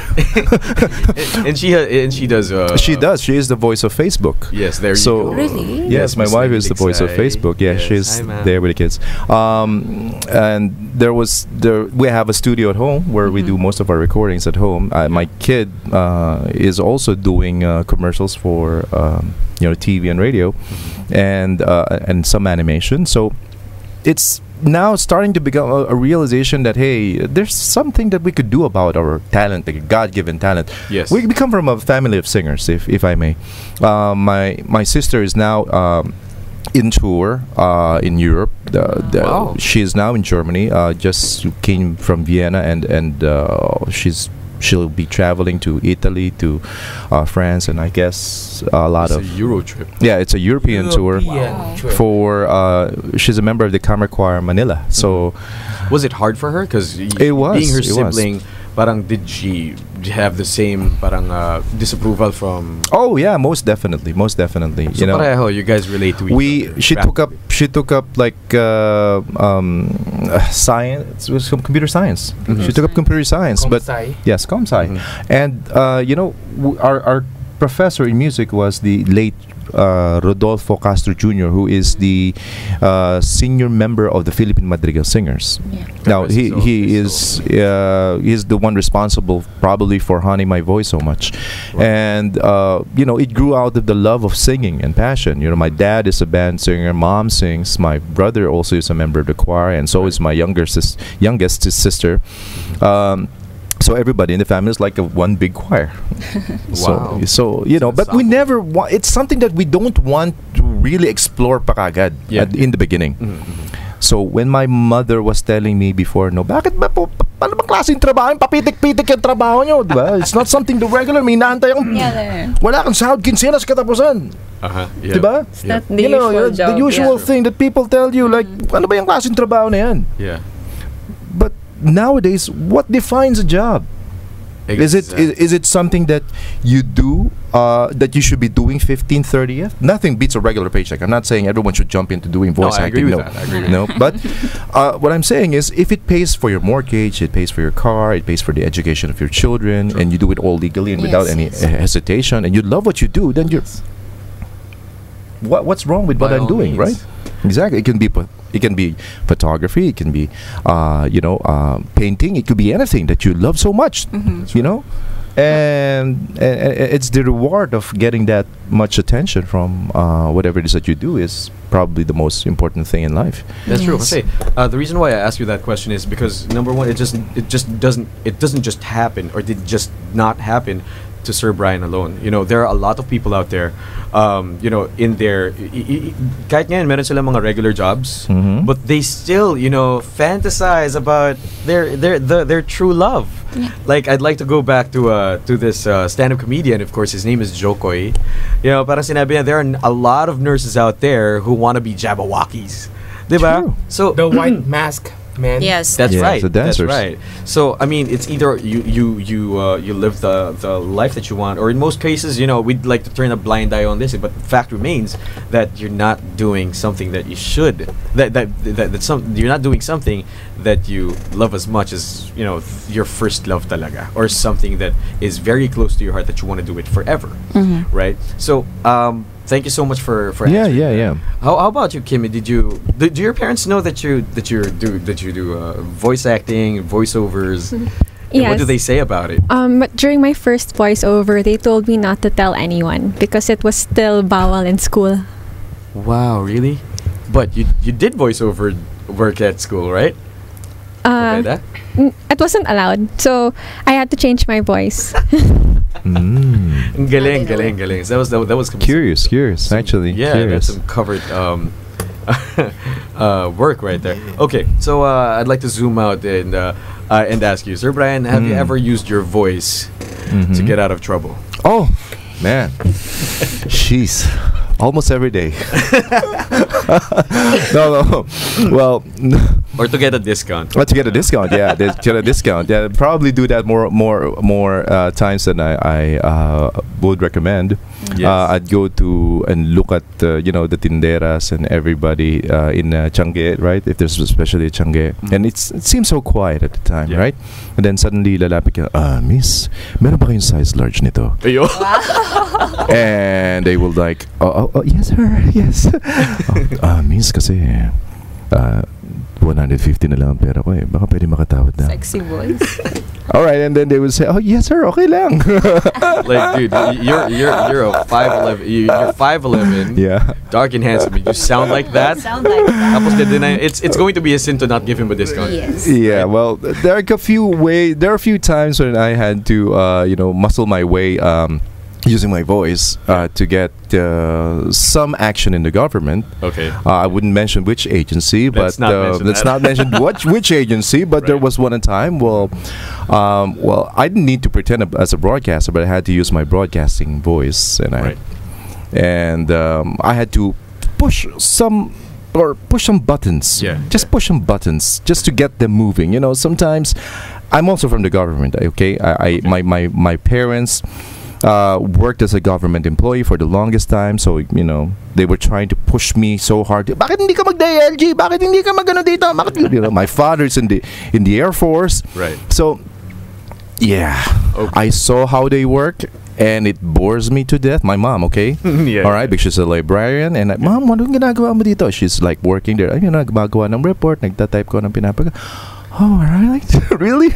I don't think that's the kind of work for me. But personally speaking, okay? Yeah, understood. Personally speaking. Understood. Now, going back to pushing some buttons, so called up this department one time, trying to ask for help on this matter, and they couldn't answer my questions, and I started speaking. Ito nga po si Brian Negsay ng DZRJ-FM. Sabihin niyo nga po sa akin, gaano po ba katagal ang proseso para ibigay ang papel na ganito papunta sa inyong departamento at papunta sa kabilang ahensya? On air ka bigla, ambush. On air ambush, di ba? But that was on the telephone. On air ambush, di ba? Ano po? Sino po bang pwede makausap dyan para ipaliwanag po sa ating mga tagapakinig kung bakit ganito inaabot ang ganyang kasimpleng proseso? All done from the comfort of your own home.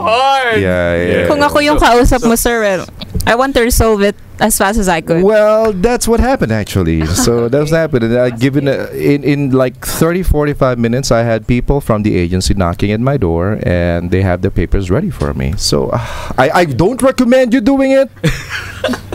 Because if you go search my name on air online, you will see that I am a broadcaster. Yes. So by all means, everything is legal on my end. That's right. That's right. I just had to push a little button just to make them. Yeah, ganun lang.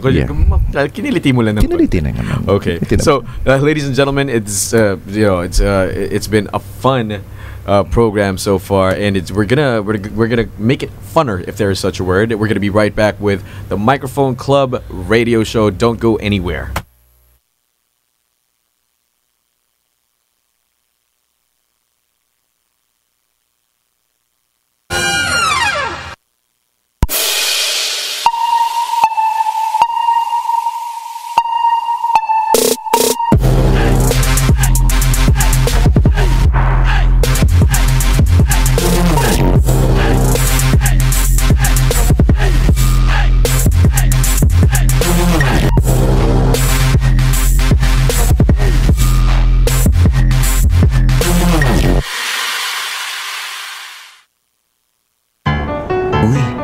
Si Miss, unang tingin pa lang, puti na. Kinis pa. Nag-Myra Vita White Hand and Body Lotion kasi. May vitamin E beads and natural plant extracts that help nourish skin deep inside for a healthy white glow. Puti at kinis, hanggang malapitan. Yala na. Healthy white glow sa Myra Vita White Lotion. Yan ang alagang holistic by Myra. Trusted quality healthcare. Unilab yan. Pag-asenso sa negosyo, pag-aralan at matutunan sa Negosyo ni Garancio. Mga latest updates sa merkado, mga kaalaman sa pagninegosyo mula sa mga eksperto at maging job openings, alamin. Ihahatid sa inyo ng ating nag-iisang Garancio sa negosyo, Miguel Hill, sa Negosyo ni Garancio. Negosyo ni Garancio, tuwing Sabado 1:00 hanggang 3:00 ng hapon at Linggo 12:00 ng tanghali hanggang 1:30 ng hapon. Dito lang sa DZRJ 810 AM. A-Try Media, ang himpilan ng bawat Pilipino. Makinig, makikanta at makijam kasama ang nag-iisang Percy Lapid. Muling balikan ang mga masasayang kanta kasama ang iba't ibang mga musikero na maghahatid sa inyo ng mga magagandang tugtugan at awitan na siguradong kukumpleto sa inyong gabi sa Live Jamming with Percy Lapid tuwing Linggo 11:00 ng gabi dito lang sa DZRJ 810 AM. A-Try Media, ang himpilan ng bawat Pilipino. Be informed, inspired, and empowered through radio with the voice of the youth. Samahan ang iba't ibang youthcasters habang patuloy silang nagbibigay ng inspirasyon sa mga kabataan. Abangan tuwing Sabado 6:00 hanggang 7:00 ng gabi dito lamang sa DZRJ 810 AM. A-Try Media, ang himpilan ng bawat Pilipino. Mga maiinit at umuusok na showbiz chika. Magtatakang ka. Incorporated. Yes, mga kaibigan, you are listening to the Microphone Club radio show. Our text lines are open 0939 914 3988, and our hotline is 412-0288 and 997-7589. We're live over DZRJ 810 AM, and maaari nyo kaming mapanood via online streaming. Pumunta lamang sa aming website, Facebook page at YouTube channel. We also have our website, www.8trymedia.com. Like us on Facebook, facebook.com/8trymedia. Follow us on Twitter, 8trymedia. Follow us on Instagram, 8trymedia, and our YouTube channel. Guess what? 8Try Media. Okay. Yes. So we're back, of course, with our guests, Miss Lailani de Guzman, the Program Acquisition Manager of Cinema One, and her son, Jansel. Thank you so much for being here still. Jansel, how do you feel? How do you feel right now, having heard Sir Brian? Encouraged po. Encouraged. So, okay.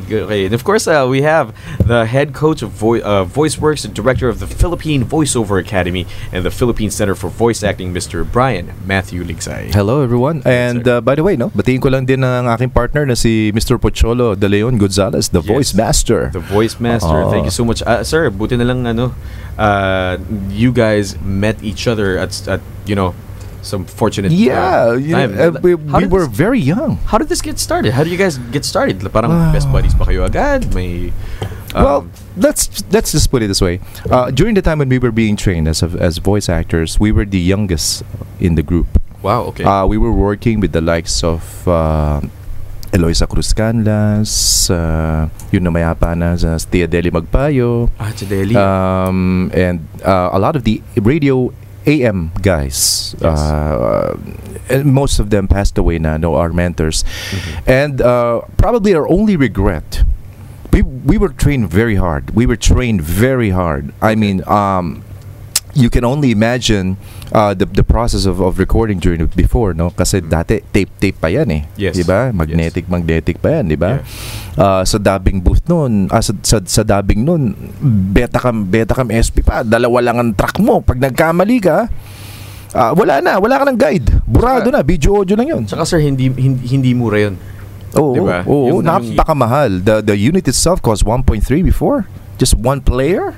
So it was very expensive to get a recorder, a Betacam SP. 1.3 million pesos. Yes, just for one single, like double the size of a VHS player. Oh my gosh. So that's very expensive equipment. Are you serious? Yes, it is. So it has to be a very serious job when you were starting. And pagkatabi mo yung mga magagaling na artista, pagkatabi mo yung mga batikan na mga performer, yes. Like for example Luz Fernandez, no? Mm-hmm. Ikaw ba pauulit-ulitin mo si Luz Fernandez? No. Of course. Diba? Of course. Siyempre hindi. Ikaw yung mahihiya. Mahihiya ka. One take, good take. Premiado. One take, good take. I had from the Film Academy of the Philippines, Direk Guayo, before, no? He asked me to do hosting and voiceover for the Film Academy Awards of the Philippines. Wow. And man, it was nerve-wracking because I have all these big stars, no? Yan sila Eddie Garcia and everybody was there. Lahat in ng mga same room. Yeah, in the same room. And Direk Guayo was telling me, "Oh, Brian, introduce mo na yan." Direk? Sino po ito? Hindi ko kilala. Siyempre, lumang artista di ba? Hindi mo kilala. So, industry training kicks in and you have to have like a canned introduction of anyone. I can introduce anyone. Just give me a name. Yes. Okay, but it has to play the part. That's right. And you have to do it on cue. Mm-hmm. So, ganun nakagagaling yung mga kasama mo sa industriya. Mm-hmm. All right. There are 4 levels of learning. There's one that number 1 is you don't know what to do and you don't know how to do it. Mm-hmm. Number 2 is you kind of know what to do but you don't know how to do it. Okay. Number 3 is you know what to do and you know how to do it. Uh-huh. But you're still trying to maintain the discipline. Right. You're still trying to figure out stuff. Right. And number 4, the highest is you know what to do, you know how to do it, but you're not thinking of it. It comes out as instinct. Ooh. So I'm in a group of trained people who work their lives over radio for like 30-40 plus years. Yes. So ganun katindi yung training namin ni Mr. Pocholo Gonzalez. Now partner ko si Choi, when we met, it was in a radio drama show. Mm-hmm. And because kami lang dalawa ang nagsasalita ng bata doon or younger versions of us, and we kind of bonded together quickly. I remembered si Kuya Errol no, bago pa siya na mayapa, he saw a little tragedy in the studio when I was there recording. Kasi I was a DJ, no?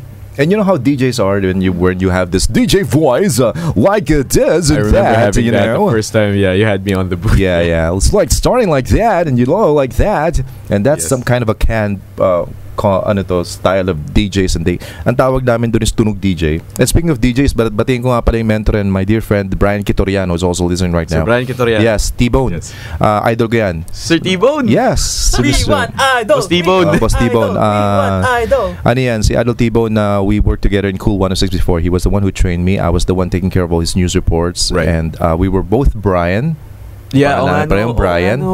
And, saka pareho kayong matangkad, sir. Well, actually, mas matangkad ako sa kanya. Talaga? So, pag tinawag kami sa booth, Brian, parang kung tumitingin. Di siya na nagsabi, yung Big Brian kasi, yung malaki ito sabi yung gano'n. So, siya nagbigay sa akin actually ng pangalan Big Brian. Wow. So, it's a T-Bone. Oh, wow. So, yeah, mabuhay ka idol kung nasa ka ngayon. And, it's fun working with people like this who are really hot in the industry. I mean, we're talking about 22 years of industry training. Yes. And in order for you to lead people into the business, you have to know your stuff. 80% of the time, the voice director says whatever it is that you're saying. So it's the only best way for the actor to perform. You know, there are clueless actors out there who depend solely on the direction of the people behind the console. Right. And if you don't know, if you're not an actor, kung hindi ka isang voice talent at naging director ka na lang, na parang tuk, lalagay ka lang dyan, anong karapatan mo mag-direct? Experience. Mismo. Di ba? Mismo. So, yung mga kasama natin sa industriya like si Sir Danny Mandia, Alex Agkawili, Neil Tolentino, yung mga yan, batikan at veteranong mga theater performers yan at aktor. Mauhusay yung mga yan. Mr. Pocholo Gonzalez, mauhusay yung mga yan. Kaya nga voice master yan eh. Kasama natin sila sa ating voice acting academy or yung ating Philippine Center for Voice Acting, which is VoiceWorks. Yes, I'm glad that you're opening it up right now. So there's a wealth of experience in all the mentors and all the facilitators that they'll be doing. Hindi sila basta-basta. Oh yeah. These people have something unique to share and something that you're going to take home and it's going to be sticking on you. It's going to be useful for the rest of your life, whatever it is that you do. Kasi more than the technicalities and more than the skills or honing the skills, these are people who can actually be I think one of my life mentors, my life teachers is Sir Brian and Sir Pocholo. They're going to teach you the virtues and how the ropes of the business too, which is equally important for everyone to learn. Sir, can you let us know? We have an upcoming let everyone know, please. We have an upcoming VoiceWorks. Yes, VoiceWorks. VoiceWorks 41, if I'm not mistaken. That's gonna be so. 41. It's been 41 seasons of doing voice acting. When we started in 2005, and we've been at it for 12 years now. Yes. So. Hasang-hasa na yung ano na yan, yung training na yan. It's unmistakably the only voice acting workshop that is most successful in producing seasoned voiceovers. Yes, I'd like to drop some numbers right now. It has produced more than 1,000 graduates since 2005. We can claim that 90% of the voice artists, hosts, broadcasters, and voiceover artists in the Philippines have come from our school, VoiceWorks. VoiceWorks. Well, though voice actors and voiceovers, they take different paths because marami namang klaseng voiceover jobs. Not only doing dubbing, there's narration, there's corporate work, there's animation, there's voiceovers for game, for audiobooks and stuff. Telephone is ang daming applications ng voiceovers. There you go. And we go to different lines of work. So in a sense, Choi and I, when we started doing VoiceWorks, we kind of became the sabihin na lang nating architect of our own demise. Architect of your own demise. Yeah, okay. yeah. Well, to put it in a sense, no, kasi we're grooming practically people who will be competing with us in the business. That's true.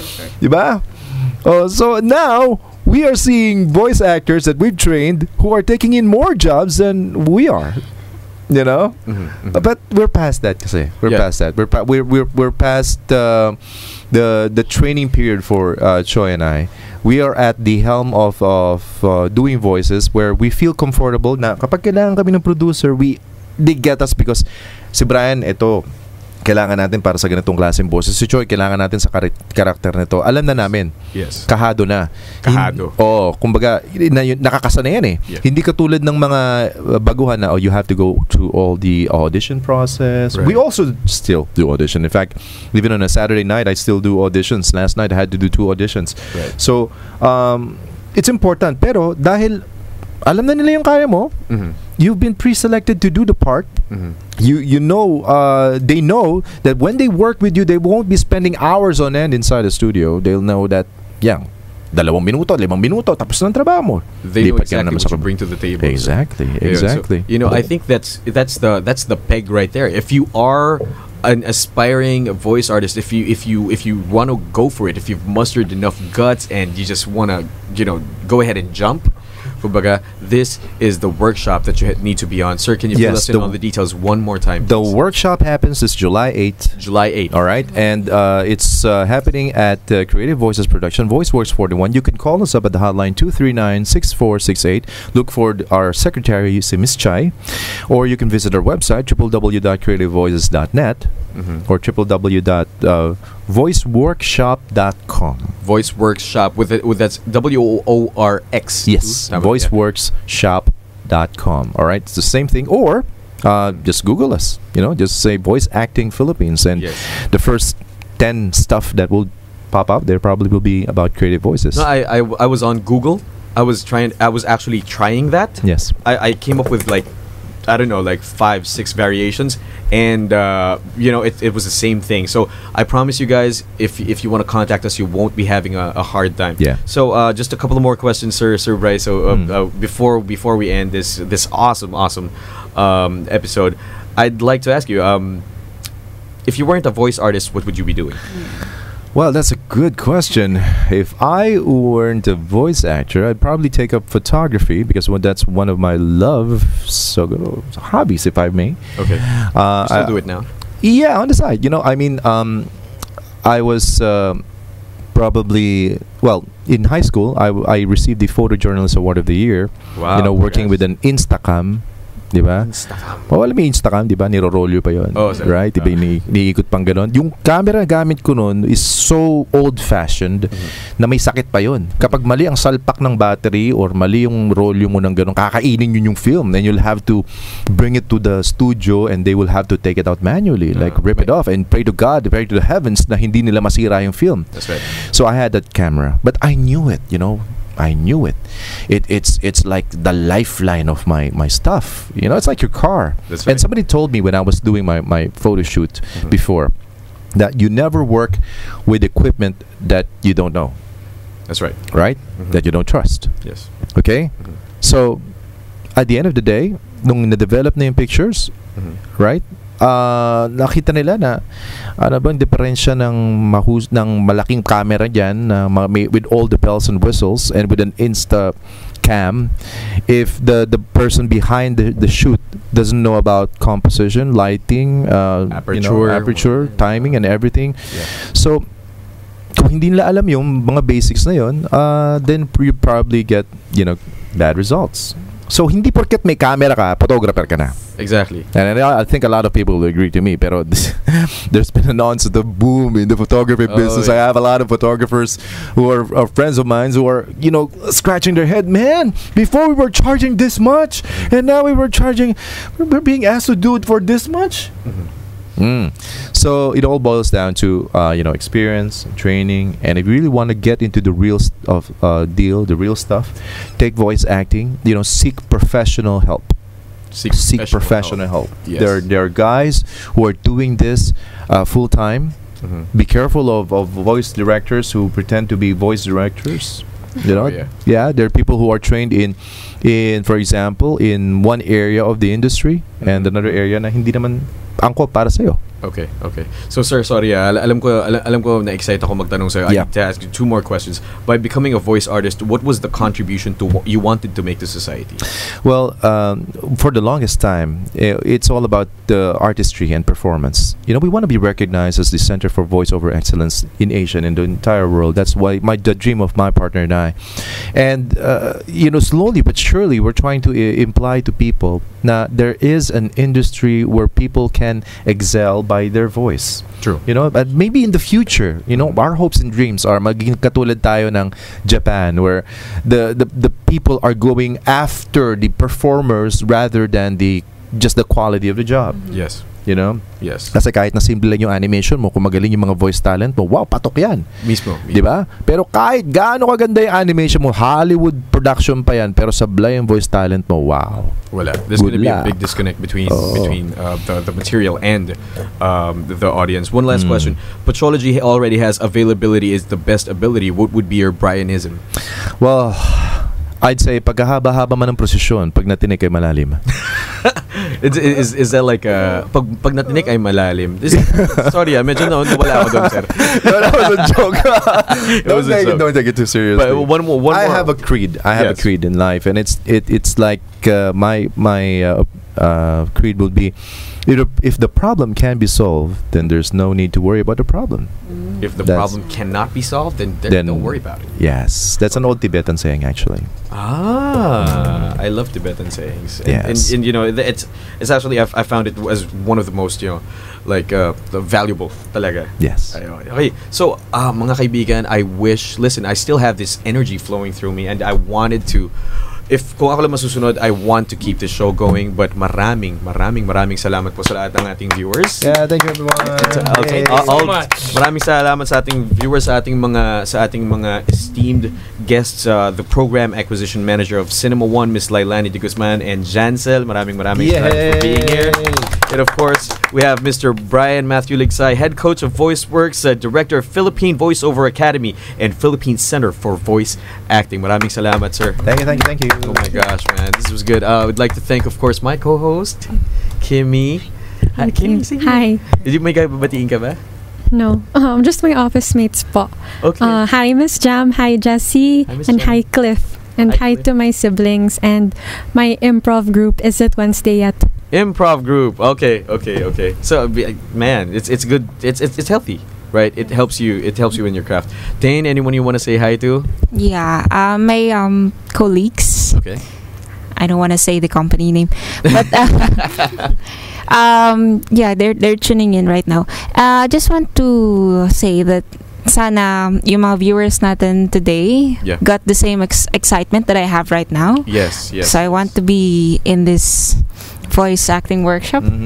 I want to know what probably my voice would mas malalim pa ba, or meron pa ba siyang I understand where you're coming. You want to challenge yourself more, and that's never a bad thing. Never ever a bad thing. I'm glad you feel that way. Yes. Oh my God, parang TMC is doing its thing. Right? It is. That effect. Okay, TJ, Brandon, do you guys want to say hi to anyone before we sign off? Okay. Well, not sign off, but before we hand it over to the next show.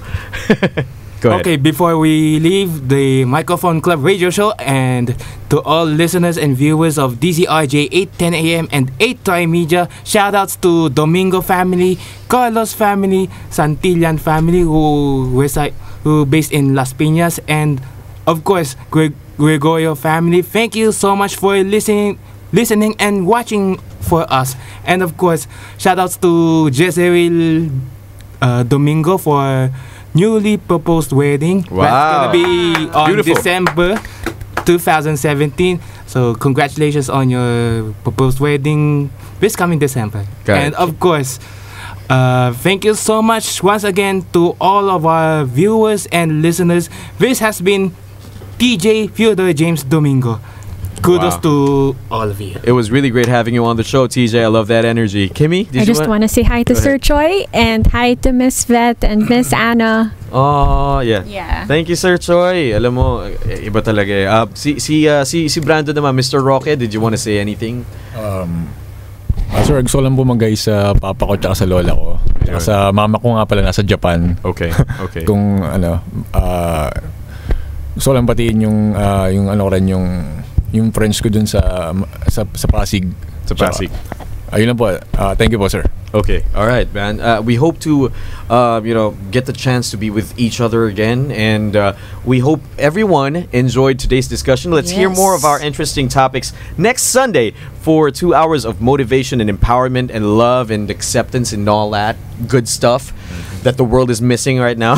Only here at the Microphone Club radio show, again in the name of our founder and producer, the one and only voice master of the Philippines, Pocholo De Leon Gonzalez.